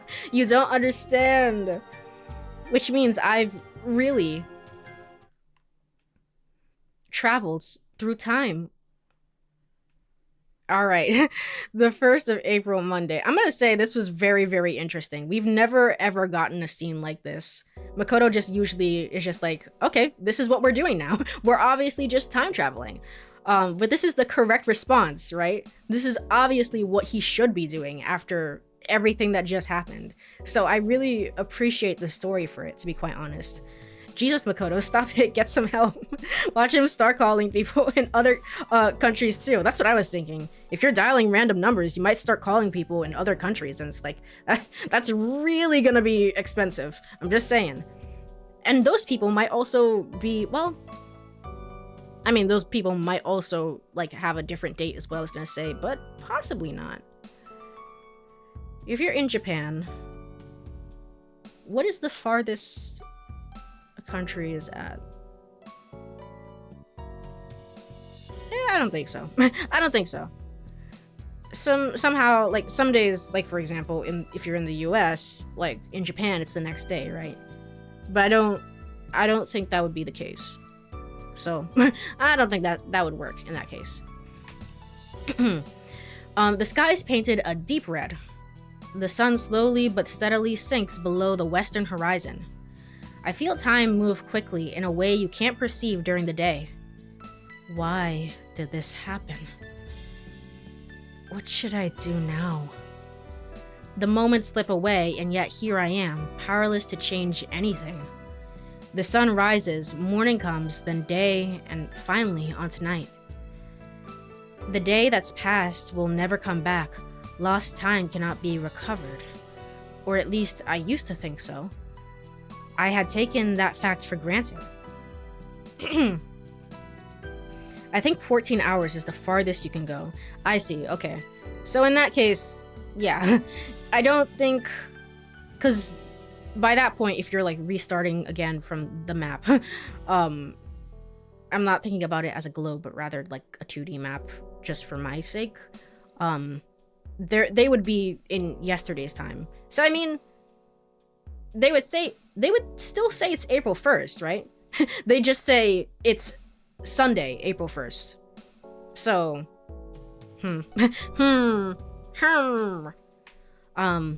but yeah, it's not like too much of a gap. However, in this bizarre world where common sense has gone out of the window, I've completely lost sight of the truth. The weekday would be tied to the date. Is it? I might be misremembering that then. Oops. Oops. So never mind.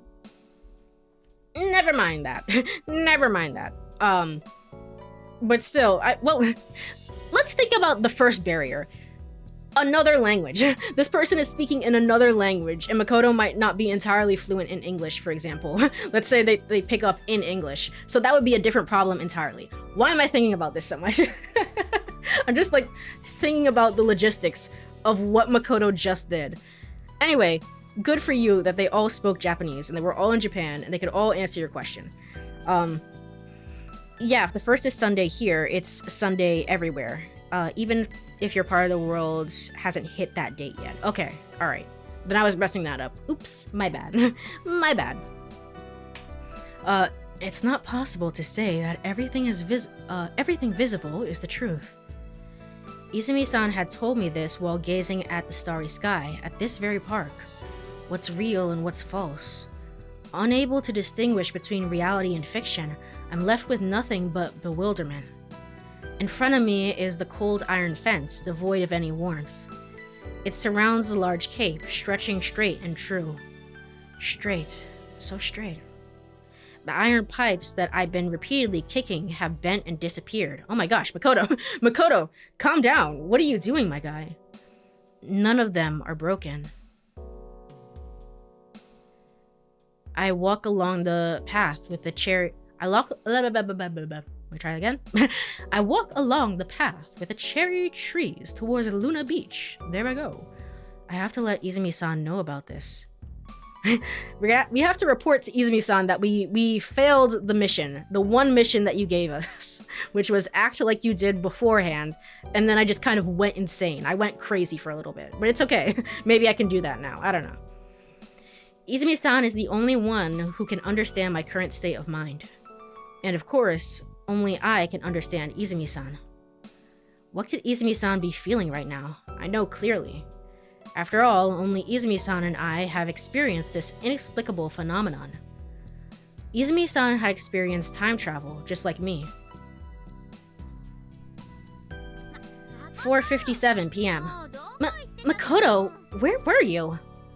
Yuka calls out to me as I reach the road along the coastline. You just left without a word. That's not how I would be reacting in this situation. I would be like, Makoto, you okay? You haven't eaten anything all day. You want a sandwich? We're gonna go over to this cafe, buddy, alright? I was worried about you. Haruka and Okiko stand behind Yuka. Really? Don't you have any sense of cooperation? Shut up, Okiko. I mean, this is a seminar retreat. I'd appreciate it if you were more aware of the fact. Seminar retreat. Well, whatever. Let's go. Haruka starts walking. Wanna go too, Makoto? Go where? The shopping districts. Oh, not to the cafe, but the shopping districts. I mean, there's nothing to do at the lodge, right?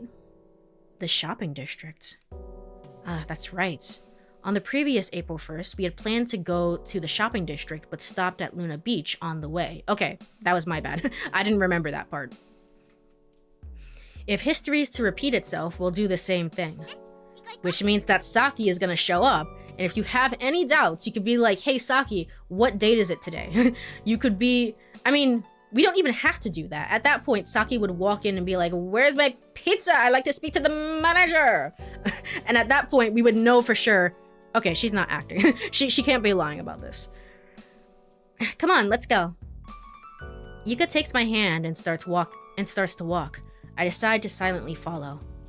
Either way, I intend to go to Luna Beach. Wait a second. Something gnaws at my mind. Okiko had mentioned that the purpose of this seminar retreat was to deceive me. Right, he did say that. But did Yuka confirm that? She didn't. She didn't say anything. And Izumi-san was one of the people who deceived me. Which means 5:05 p.m. Lost in thought, I find myself at Tsukiyama. Yuka lets go of my arm and climbs onto the breakwater in front of us. Wow, look! What an amazing view! Lured by her voice, Haruka and Okiko also climb up. Oh, for sure. That's really something. This is magnificent, really. See? Climbing up was the right choice, wasn't it? Her words hang in the air for a moment before she suddenly disappears from view. She probably jumped down to the sandy beach on the other side of the breakwater. Then Okiko vanishes, followed by Haruka. Hearing them land, I react instinctively. I climb up the breakwater and jump down to join them on Tsukiyama. And you've fallen. Haruka. Haruka looks puzzled. I've seen this before. Are you alright? Before I know it, I'm crouched beside Haruka, supporting her gently. She simply nods in response. There's a hint of embarrassment in her eyes. What's going on here? This is the third time. It is? The third time? The third time? The third time? So you're aware that you're going back in time, I guess. After he got all the proof that it is indeed April 1st, if he reneged on that, it's just because Saki said differently, I would question his reasoning. Basically. It's like essentially you're like Saki. For me, Saki is like the one sticking point, but yeah. But I think Saki is like the nail in the coffin as well. Right? It doesn't matter what her answer would be. I mean, if Makoto's going kind of insane either way, but I think if she did especially say like it's April 1st, I think that would be the nail in the coffin of being like, I don't know how you got Saki to play along with any of this, because Saki obviously hates Haruka and she has nothing to do with this retreat. So I stare into Haruka's swaying eyes. Seemingly overwhelmed by my gaze, she quickly looks away and hurriedly slips past me. She gradually distances herself from me, the sun setting at her back. As I watch her go, I search for answers. That was the third time. April 1st. Time travel. That's it! I shout out. Fragments of thought come together. Here's what I've figured out. I witnessed Haruka falling on April 1st. And even before Haruka actually fell, I had seen it happening in my mind. Right, so this is probably what Yuka is currently experiencing. Like she gets like little premonitions, but she's not fully conscious and aware of what's happening. It still doesn't make that scene of her barging into the room make sense, but you know, maybe it's she woke up from a premonition, I guess. I don't know, something like that. And even before Haruka actually fell, I had seen it happening in my mind. Until now, I had thought I was having premonitions, but it seems that's not the case. It's because of time travel. If I've been traveling through time more than just these 6 days, it wouldn't be weird to know that Haruka would fall. In other words, I'm just remembering the events of the past 6 days. Which means, is this what's happening? If there's an April 1st happening now, and there was one before, and another one before that, is this an infinite loop? That's why they call it Never 7, baby! I may have experienced these 6 days endlessly. With this, I can explain all the premonitions I've had so far. The rice at Luna Beach, the pool earthquake, the truck battery, the dinner menu, the cards. All of them are events that have happened before. But the cards thing was a little interesting because it's not like I really saw it. It's not like I had like a premonition moment of like, whoa, you know? It just kind of happened. And I think even Makoto commented on that as well. It's like, this was a little bit different from the other ones. So what just happened with that one? I just remembered them. No, that can't be it. So, Ishihara, they made it look like your premonitions were coming true, even if they really weren't. It was all a fabrication by Okiko and the others about the rice, the battery, the dinner menu. In that case, the other premonitions were also lies. Ridiculous. That's impossible. Then what about the playing cards? Did Izumi-san set up some kind of trick? And the biggest issue is the earthquake. Unless it's some elaborate device, it's almost impossible to create an earthquake of that magnitude. There are so many things that can't be explained by just saying I was deceived. Lamayo, got him. Alright. Which version of events is the truth here?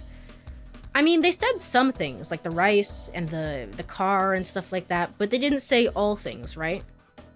So obviously, we can rely on the earthquakes. The earthquakes is the biggest indicator of like, hey, not all is as it seems. You might have been bullshitting sometimes, Okiko, but like genuinely, no one can explain X, Y, and Z. So, wait, now that I think about it, I don't know if they explained it before, but how did Okiko and the others even know about Makoto's premonitions? In this route, Makoto tells them about the premonitions, whereas in other routes, like for example, Kurumi's route, you stay silent about it. Like if they were faking all this, they would have to know what he was thinking before he says it. Yeah. Oh, I see what you mean. So essentially being like, you would have to know, yeah, I don't... They're being strange about it. They were like, for the rice thing, they explained it as like, oh, but you don't have any rice. And then being like, ha ha ha, we don't have any rice. Ha ha ha, don't worry about that. Even though they obviously had rice there, is what Okiko was saying. But I mean, no, they really didn't have rice. So, don't worry about it. Okiko just says, Lamayo got him. Got him. Which version of events is the truth here? Which? I clasp my hands to my head. I've never been so confused. What I thought had been connected thoughts have been instantly fragmented, shattered. Hey, Makoto! Over here! Turning around, Yuka's beckoning me in front of Luna Beach. Beckoning to me. There we go. I got there eventually. I can read. Woohoo! Yahoo! Kurumi is pushing Okiko and Haruka into the cafe. Izumi-san. Well, I mean, Kurumi is not gonna like me. Kurumi is gonna hate me, but I'm sure Izumi is gonna bail me out of that one, I guess.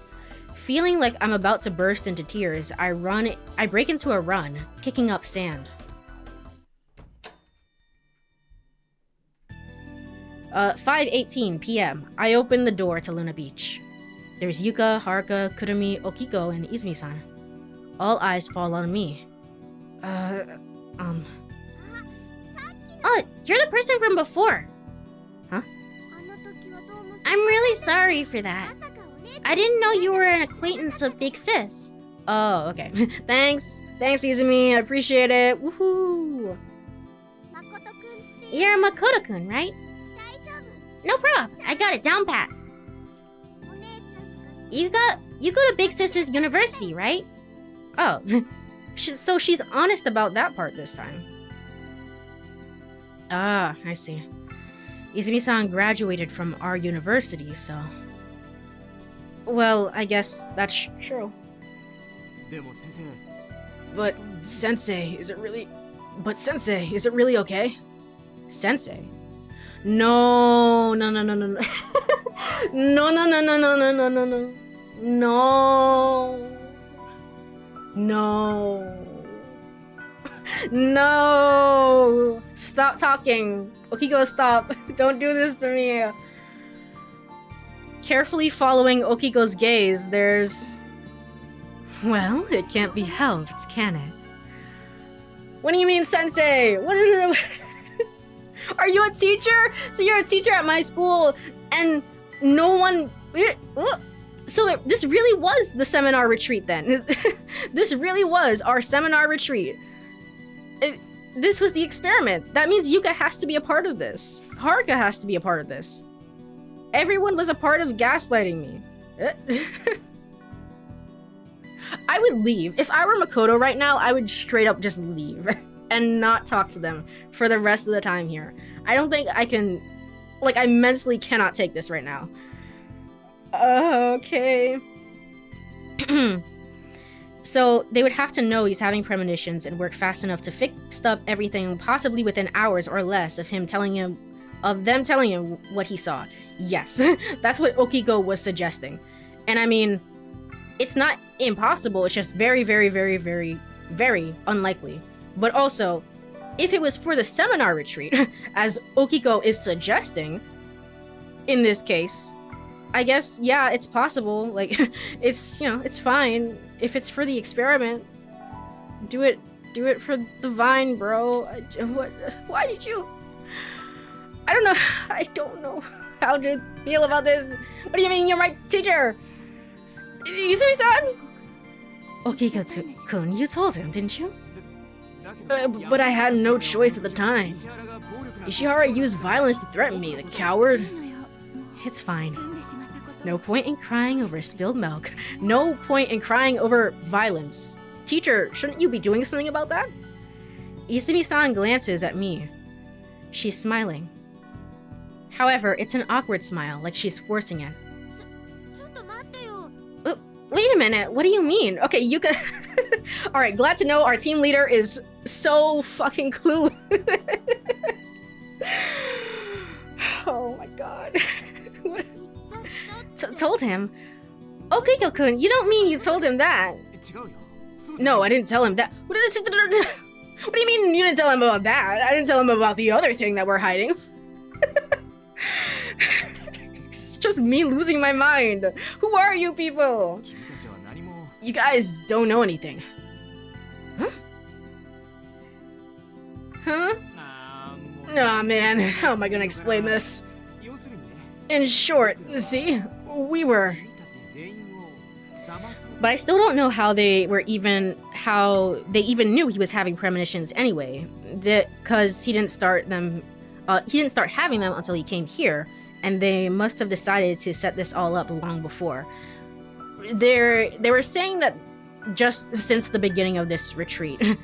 So I mean, like you're saying, like there's little holes in the story that don't make sense. I don't entirely believe Okiko, but obviously there's something going on here. Something's happening, you know, that's not correct, but still, that's the story that Okiko's going with, just to explain it. It's just like, hey, whenever you said anything, we were basically just like scurrying around backstage, trying to prepare everything based on what you said.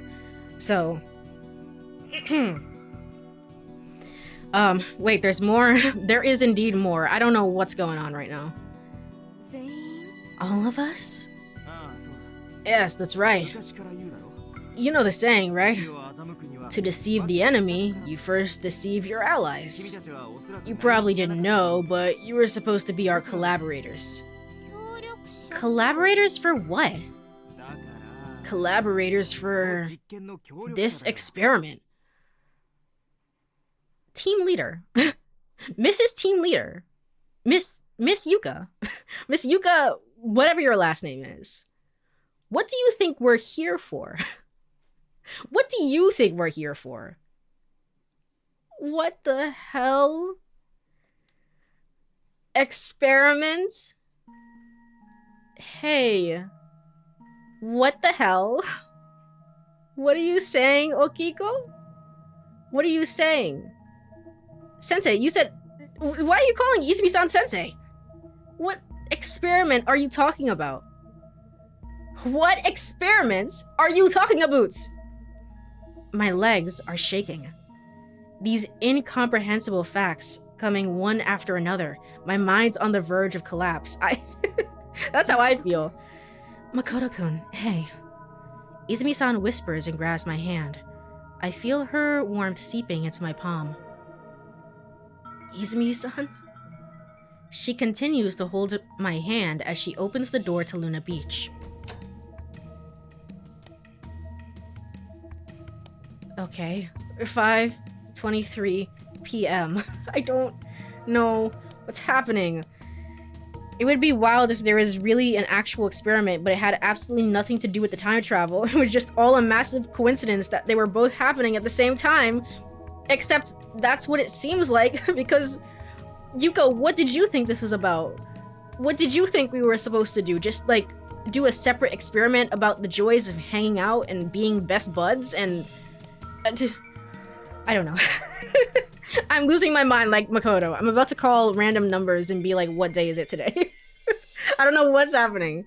Alright, I'm gonna go with this spooky music in mind. I'm gonna go to break, because it's about time.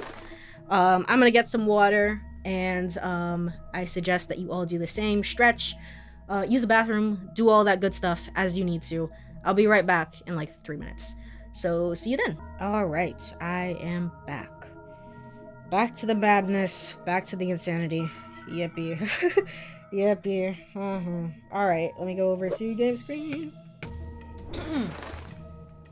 Alright. I'm guessing that one somehow caused the other, but I can't tell which, because I don't know what the experiment is. I mean, what did he... I don't know. What did Yuka say? I think that she genuinely said it's something to test the bonds of our friendship and how youth interact with each other. I don't know. I could be just making that up. Maybe she said that. Maybe she said it's a secret and she didn't elaborate further. I don't remember. I genuinely don't remember. Anyway. Like, either there was an experiment caused by time travel unknowingly, or the time travel was a pre-existing thing and they somehow observed the effects without knowing there was a time travel, which either one might be possible. Who? Yeah, who am I talking about anyway? But seriously, I don't believe anything she says. She's either lying or she doesn't know anything. I don't think she knows anything, which is insane. That's insane. Why did we even start with the Yuka route? I feel like this is such a bad look for Yuka upon everything else. So just like, why are we here, Yuka? Just explain to me. Explain. I find myself sitting in the passenger seat of a small truck. I'm not tabbed into the game. There we go. Through the windshield, I can see the white exterior of the cafe. Izumi-san's peering at me with an anxious expression from the driver's seat. Makoto-kun, you okay? I don't think I'm okay. I don't understand any of this. In these circumstances, who the hell could stay sane? Apparently Izumi. Hearing those words, Izumi-san bites her lip, casts her gaze downwards. I'm sorry. I should have told you earlier. Whatever, it's fine. I don't want to hear any excuses anyway. What I want to know is everything. Everything you know, Izumi-san. Izumi-san closes her eyes, with trembling lips. Okay, I understand. I think you called this Black Blue, though. You called that this was gonna be the teacher. And, like, I had to, like, for my own mental sanity, I had to, like, swerve and be like, no, that can't be the case. It's just, like, you know, like, don't even worry about it. She's just, like, somebody who graduated from the school. Don't even think about it. She's not a teacher. And you ended up being right. And I'm miserable. What does this mean? She did give me the sensei vibes. That's fair. That's fair. This is insane. A young teacher. Sure, right. Definitely. I can definitely see that from her. I mean, especially now after everything, but still. Okay, I understand. She whispers. Slowly, she opens her eyes and there's something shining within them. Fighting to keep it from spilling out, she begins to speak softly. Doggo! No. Stop. The one who told Okiko-kun to deceive you was me. Why would you do that? I wanted to learn. What? About Cure syndrome. Cure syndrome? So you chose me specifically? Why? Dogus! No! Hold on. I'm gonna put the cone back on her again. I didn't want to put the cone back on, but I think the bandages have fell off, so I don't want her opening up the wound again. Hold on.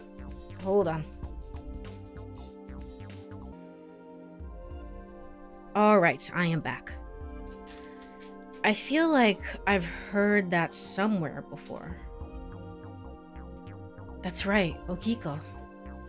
The title of the report he had. It was Cure Syndrome Analysis. Makoto-kun, did you read that report? No, I just flipped through it briefly. I didn't really read it. I see. That makes sense. But Izumi-san, how do you know about that report? Because I'm the one who wrote it. Daughter of world-renowned scientist on genetic engineering who wrote the report about Cure Syndrome Analysis, who then did a bunch of ethical, dubious stuff. It's like, okay. Alright. I don't know what's going on. Huh? I gave it to Okiko-kun, so... Hold up, Izumi-san. So, when Okiko called you sensei earlier... Yes. I'm a professor at your university, Makoto-kun. I'm in charge of the Team Kawashima seminar. Yuka? Yuka?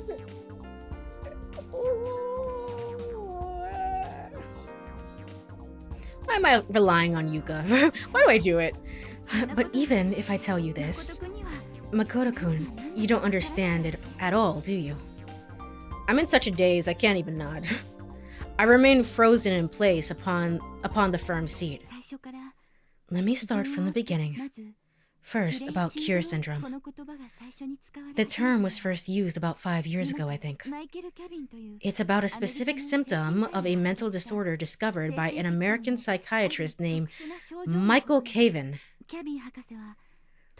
At the time, Dr. Caven was counseling a boy named Tom Favelin in a hospital he worked at. Tom was only 12 years old at the time, but the diagnosis revealed that he had paranoid tendencies. Paranoid tendencies. Yes, paranoid tendencies. In other words, he was delusional. The first time these symptoms appeared was when he was 10 years old. He was a very gifted student, and with his wonderful personality, adored by those around him. In the summer, when he was 10, suddenly, without any warning, he started saying things people couldn't understand. So he was also time traveling. His name was Sigma Climb. He was time traveling. He was trying to explain to people like, hey, yeah, I don't understand what just happened. And everyone was like, bro, are you okay? Sure. There is no death within me. Therefore, I cannot die. I cannot die, nor can I die. This is very Nagito coded. For eternity. Those who touch me shall never die, for I will not. Immortality is contagious, and eventually death will vanish from the world. No one will die. No one will be able to. For eternity. Sounds like that kid was was onto something, honestly. It sounds like he's the reason we're going through the loops. But how could that be? Probably not. Probably not. Maybe. Makoto-kun, have you heard of pathological lying? Have you heard? Have you heard? I have this whole Wikipedia article pulled up. It's also known as pseudologica fantastica. Yeah, now that you mention it. I think there was something like that written in that file. Then I'll skip over the details. In essence, it's when a person who tells a lie ends up believing the lie to be a real event. This is referred to as pseudologica fantastica. Tom's case is quite similar. I get it. So that means at first he was aware that he was lying. While he kept saying, I won't die, no one will die, eventually he started believing, can I really not die? Do I possess the power of immortality? So yeah, that's what they thought at first. What they thought? Everyone around him, including his psychiatrist, initially thought that. But eventually, they realized it wasn't just pseudologica fantastica. You know, that's actually a good plot, contagious immortality against your will. Ooh, that sounds kind of nice. That sounds like a good idea, now that you mention it. And again, something that Uchikoshi could totally write. Totally write and just make everyone feel insane reading it. That'd be funny. Yeah. I mean, the Uchikoshi take on this would be, like, somewhat funny. And just, like, my brain. But otherwise, like, the actual story itself, like, could take a lot of turns. Including, like, the obvious darker turn of, like, but I didn't want immortality. Like, I didn't want this. I didn't ask for this, you know? Very, very interesting.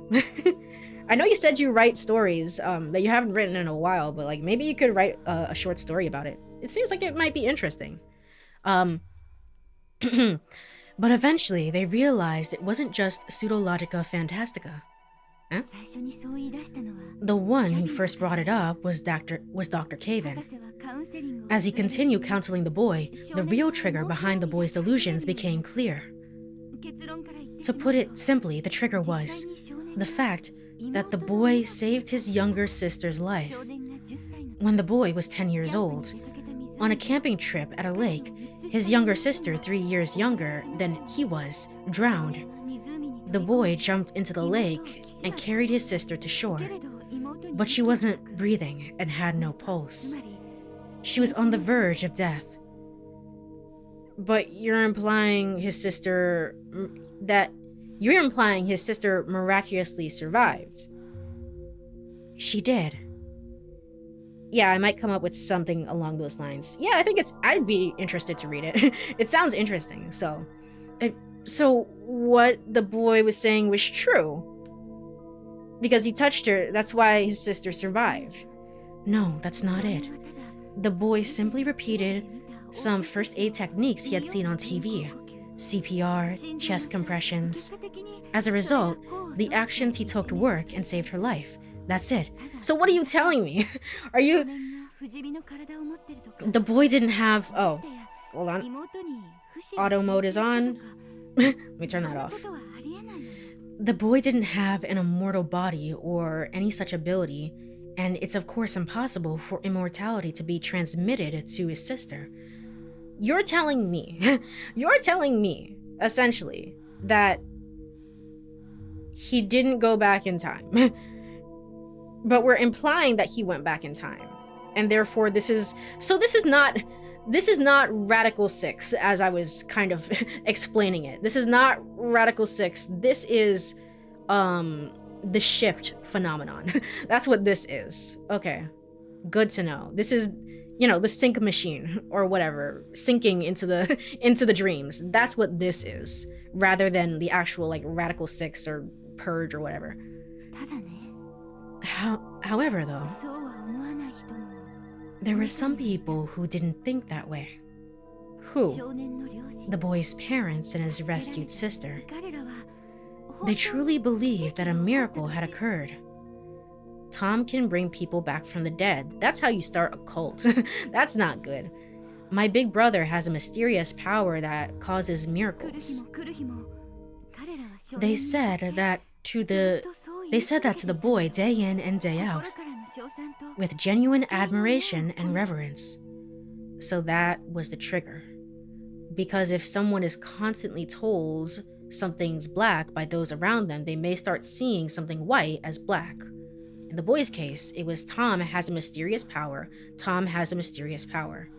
Being told that every day by his trusted family led him to develop these strange delusions. Is that what happened? I mean, certainly being told that as a 10-year-old is certainly gonna lead to like you believing, yeah, I am a god of this world. Yes. Of course, there were some internal factors at play. Around the age of 10, children start to understand the concept of death.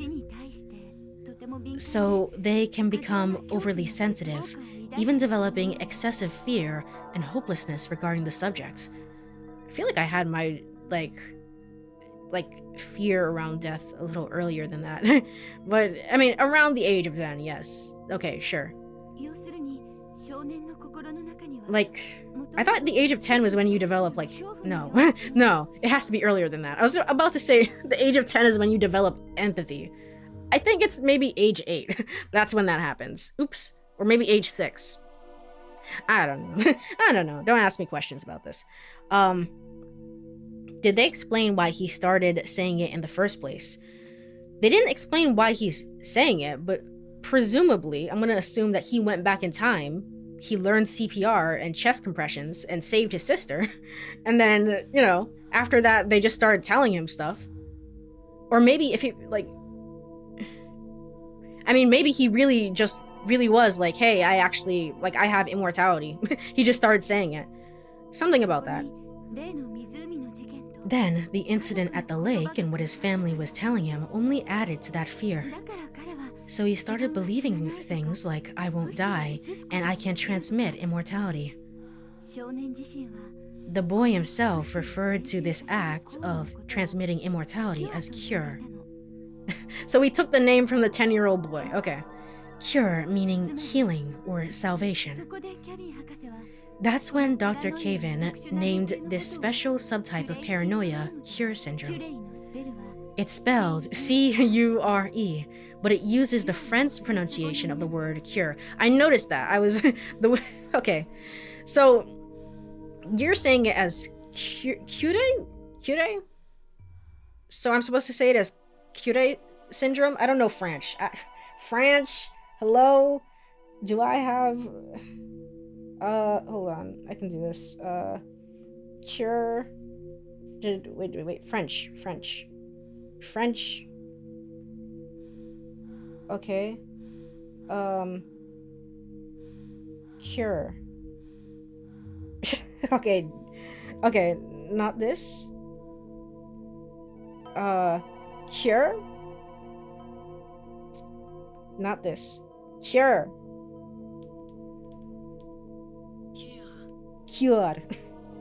That was just them saying cure, so it didn't even matter. It's just cure in a French accent.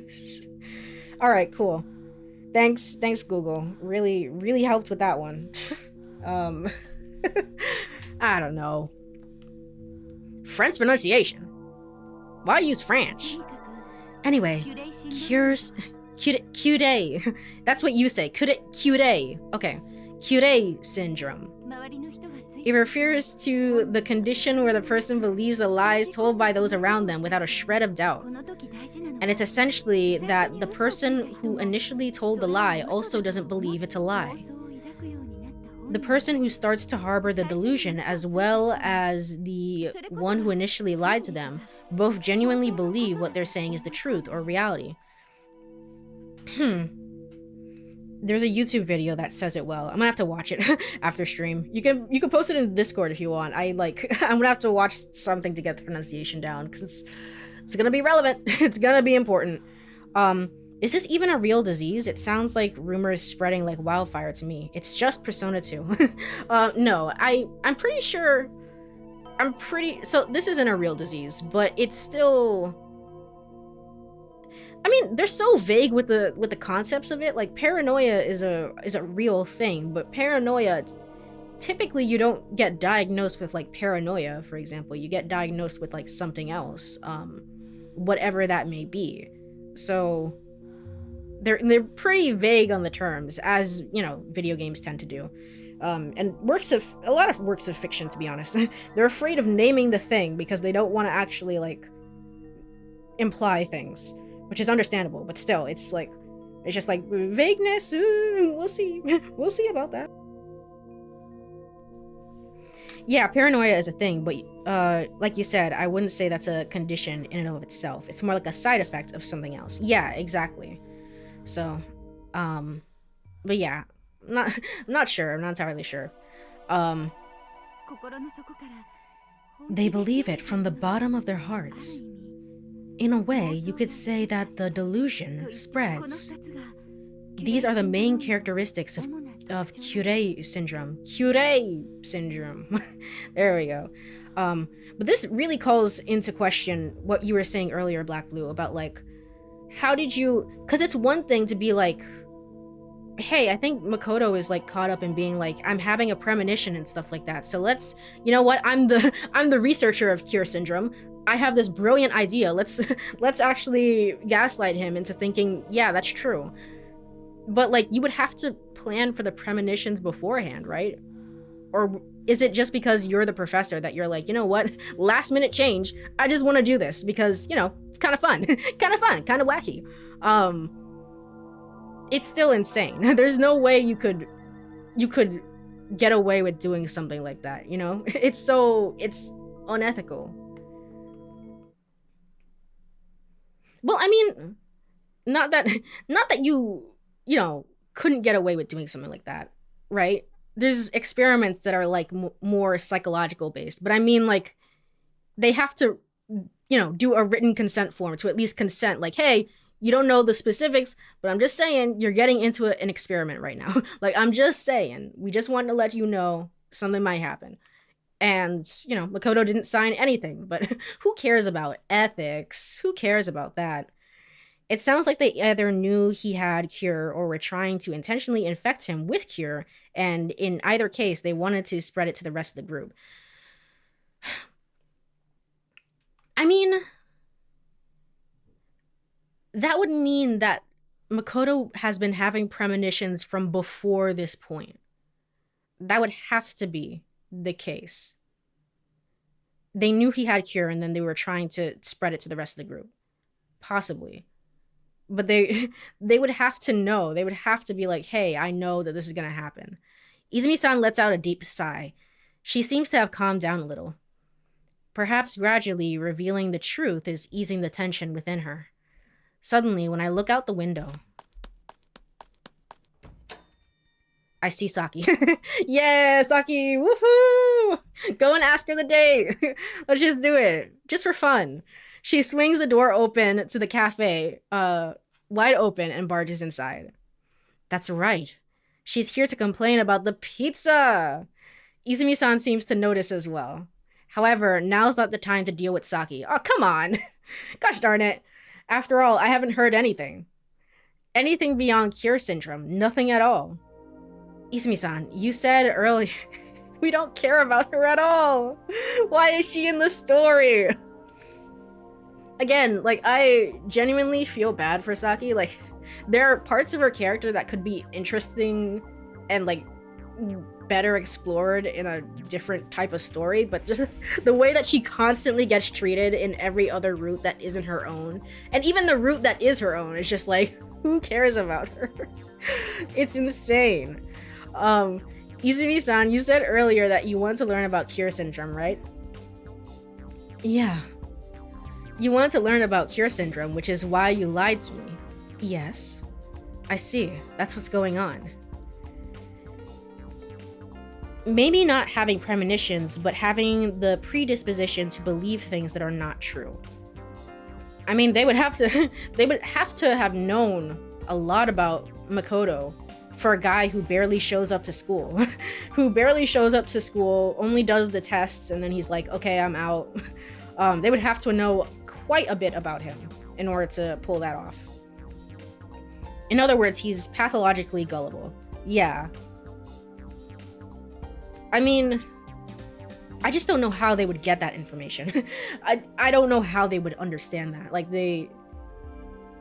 for Makoto himself, he's like, he barely shows up to school and he's required to be on this retreat. Like, nobody knows anything should know that much about him, but I don't know. I finally get it, Izumi-san. What Okiko said earlier. Why he said the word experiment. In other words, the purpose of this seminar retreat is to conduct a cure syndrome experiment. That's right, isn't it, Izumi-san? Izumi-san slowly nods. From what Okiko said earlier, it seems that only you and I were involved in the experiment. The others...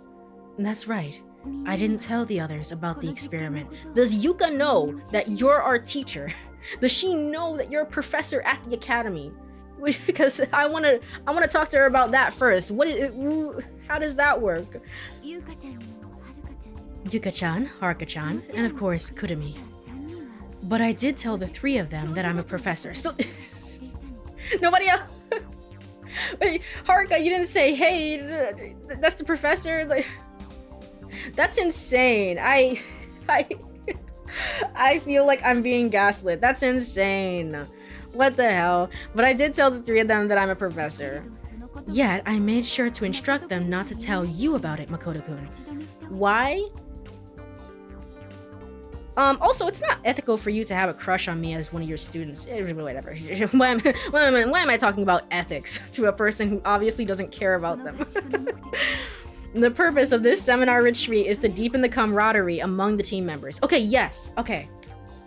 Yes. This is what Yuka said. Alright. And this is what Yuka believes. So she's not entirely full of shit, even though she did hide the fact that she knew Izumi. And okay. Whatever. This is what she said. This is the pretense that we're under. You know, just like vague bullshit like that. Just like, we're here to see the bonds of our friendships because our friends are our power and the thing that must be done. Okay. All right. The only thing that makes sense to me is he has a history of showing the symptoms and just hasn't formally been diagnosed, or he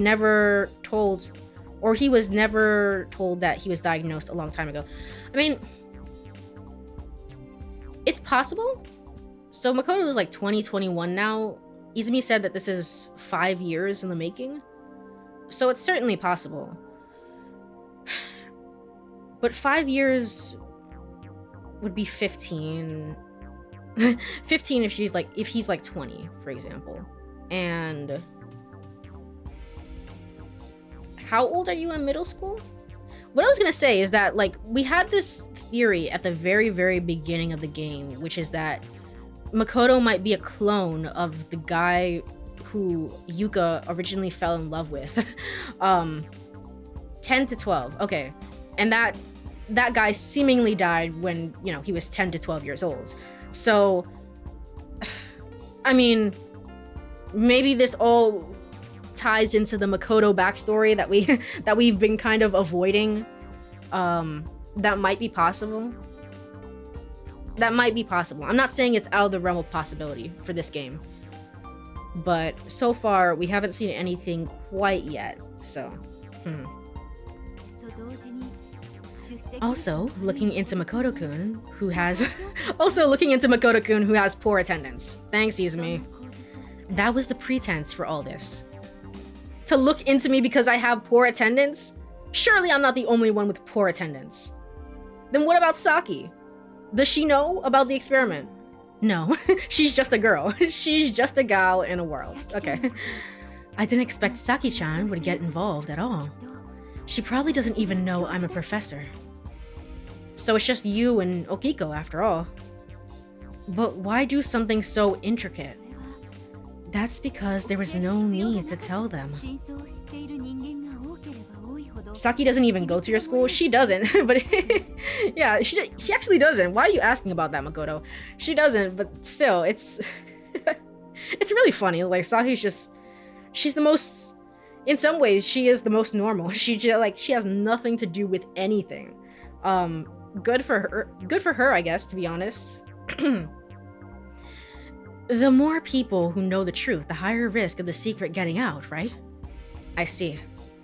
Just you and Okiko were enough to pull the wool over my eyes. I see.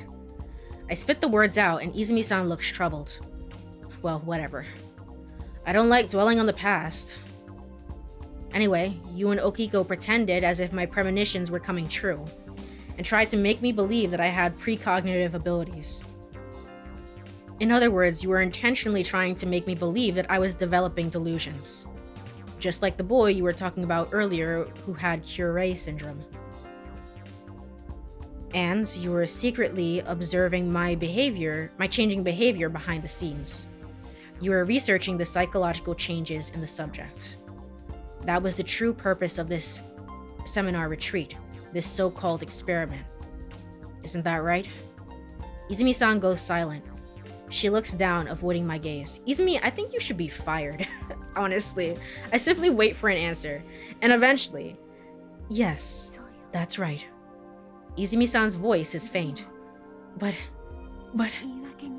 It might sound like I'm making excuses, but it might sound like my voice is dying, but don't worry, we're gonna end stream after this scene. Like, it's just, I don't have the brain capacity for any of this. I really don't. So we're gonna end stream after this scene. It might sound like I'm making excuses, but we actually never did any experiment.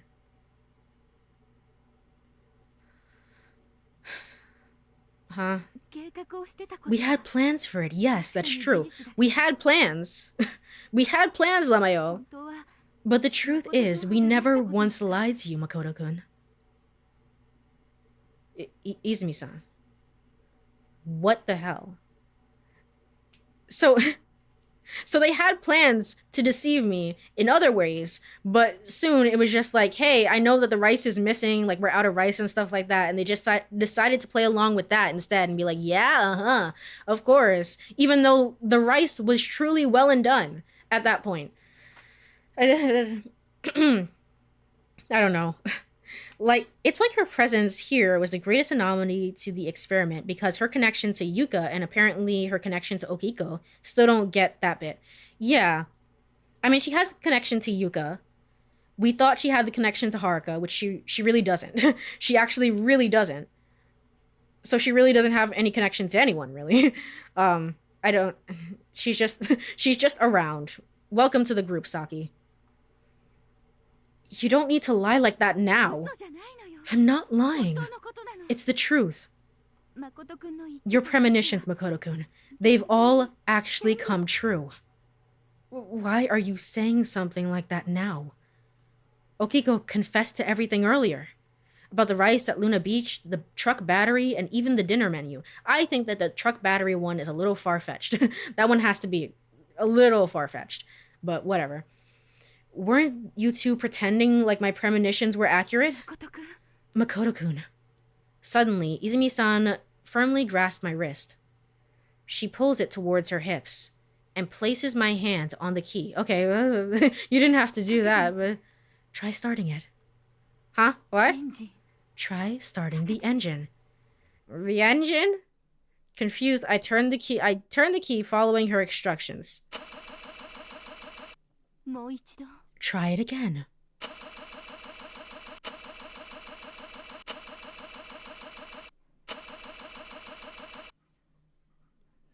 Click, click, click. I try it multiple times, but the truck motor doesn't turn over. It's been like this since this afternoon. I tried it once this morning, and it started right up. Do you get it? It? No. I tried it once this morning. Oh, but since this afternoon. Okay, yes. Do you get it? So that time too. That time on April 2nd. The engine actually didn't start. It didn't. So you weren't just pretending. I wasn't. Of course, the other premonitions you had too, all of them. The restaurant running out of rice. I was planning to make curry for dinner on the 3rd, and I had bought the ingredients for it. Even things like the earthquake or the playing cards. There's no way you could fake those, right? In that case, Okiko, I think he just misunderstood. If you were in his position, Makoto-kun, you'd never believe that the premonitions were actually coming true. What? But if you didn't do anything, you haven't done anything. I'm guessing you. So he just thought Izumi was. He said that he was a part of stuff. Like he went to the store and bought stuff. So he just thought Izumi was on top of everything that she needed to do. We're making excuses for Okiko. Okiko, the redemption arc, the redemption years. I guess so. In other words, every time one of my premonitions came true, Okiko thought Izumi-san must be acting. The rice, the battery, and the dinner, and y'all just didn't talk about it at all. Just didn't say like, hey, I think he's actually becoming like kind of having superpowers. I'm just saying. The dinner. Come to think of it, Okiko said that he'd bought those ingredients himself, right? Yeah, exactly. Makoto, thank you for asking questions. Yeah, Okiko really did buy the ingredients himself. He secretly came into the kitchen while I was cooking and left the ingredients behind. But by that time, the food was nearly ready. In the end, we didn't use the ingredients Okiko bought, did we? No. I see. Now that I think about it, that might be true. I think the onions I retrieved from the lodge... I think about the onions I retrieved from the lodge when getting ready for the barbecue. That's why there were so many left. Yeah, okay. Okay. The ones Izumi-san didn't use and the ones Okiko bought. Both were in that plastic bag. Okay. It appears that Izumi-san's account is accurate. Okiko has cure too. They told him to do it, so he believed it. He just say everyone has cure, Izumi. Like, what am I supposed to believe? What am I not supposed to believe? So that's why you kept asking. So that's why you kept asking about the premonitions so persistently. Yeah. That's because we hadn't done anything yet. And yet, out of nowhere, you started talking about predictions. And every one of those premonitions came true. I had no idea what was going on. Why did you let Okiko run his mouth then? You could have been like, Okiko, shut up. That's not true. Like, it's just not true. Because we were supposed to do stuff and then it didn't happen. Every one of my premonitions came true. Despite hearing such a shocking revelation, my emotions remained surprisingly calm. Perhaps I've learned too much too quickly and my senses have gone numb. Truly, that's how I feel. And honestly, I feel a bit relieved. In the end, the only one trying to deceive me was Okiko. Everyone else, including Izumi-san, had been telling the truth. It's true that the fact that Izumi-san is a professor had been hidden for this one moment, but apart from that, nearly everything over the past 6 days. It wasn't some skit. True reality had played out on its own. That calms my mind down a little. Suddenly, we're startled by the sound of someone shouting. Hey sis, big problem! Hisaki is going crazy! Through the windshield, Kurumi's expression doesn't appear to be one of someone with a big problem. This is no time to be talking about love and watching the sunset. Izumi-san and I exchange glances. And then... What's going on, Kurumi? Izumi-san opens the door and steps outside. This is no time for casual questions either. Just tell me what happened. It's not what happened, it's what didn't happen. I wanted to make dinner for everyone. Oh. We don't have enough rice. Ba-da-ba-ba-da-ba. Alright, so I guess Saki's just a part of the group now. That got sorted out on its own. Okay. Okay. With that in mind, I'm gonna save. I'm certainly gonna save. I'm certainly going to save. Accelerating daily life, Izumi Cure Route.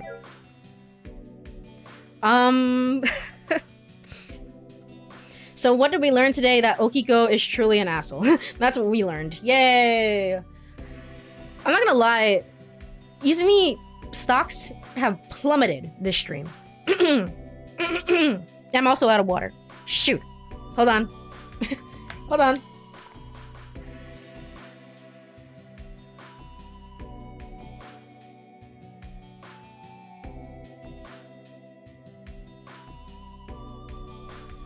All right, what did we learn today? Izumi, honestly, I don't like her. I don't like her anymore. Yuka, clueless. She doesn't have any clue what's going on ever. Okiko, an asshole. He's always been an asshole. Whatever. Kurumi, still goofy. That's it. That's all we learned today, honestly. I have to go and process this. Quite honestly, I have to process this. Let me go over to title screen. Alright. I still like Izumi's character, though I do disagree with her intentions to do this experiment. That's fair. That's also a fair reading of it. I don't know how much I like the idea that, like, you didn't have to hide that you were my teacher.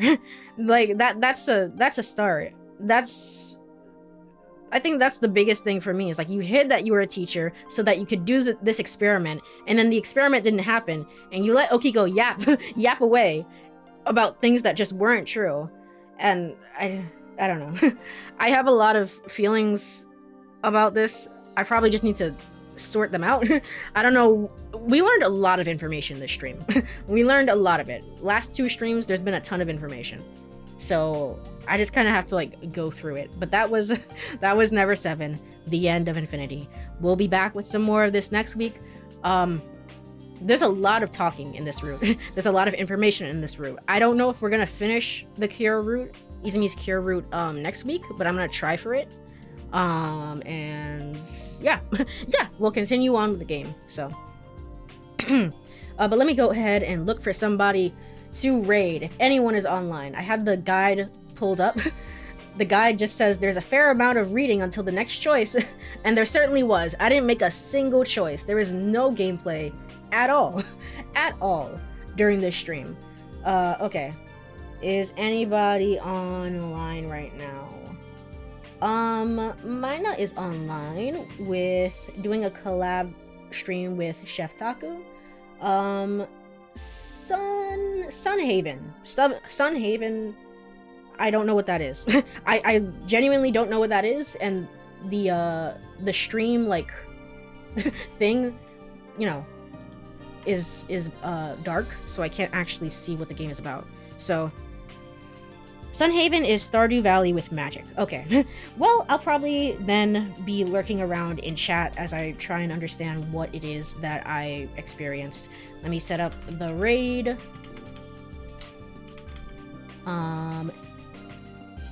Is it there? Yes, it is. Alright. But if you are here, let me go over to ending screen. If you are here, thank you so much for hanging out for a little bit. I really appreciate it. I have a ton of messages to get, like, to read and get back through. I'm not ignoring anybody. I just, like, I've been busy and all over the place. But I will get back to anybody who I need to contact. And, anything else? We'll be back with tomorrow at the same time with, Coffee Talk 2. Hopefully. Hopefully, if my voice, you know, recovers by then and stuff like that. So, have a wonderful rest of your night or day or whatever time it is, everyone. Bye-bye. Bye-bye. Bye-bye-bye.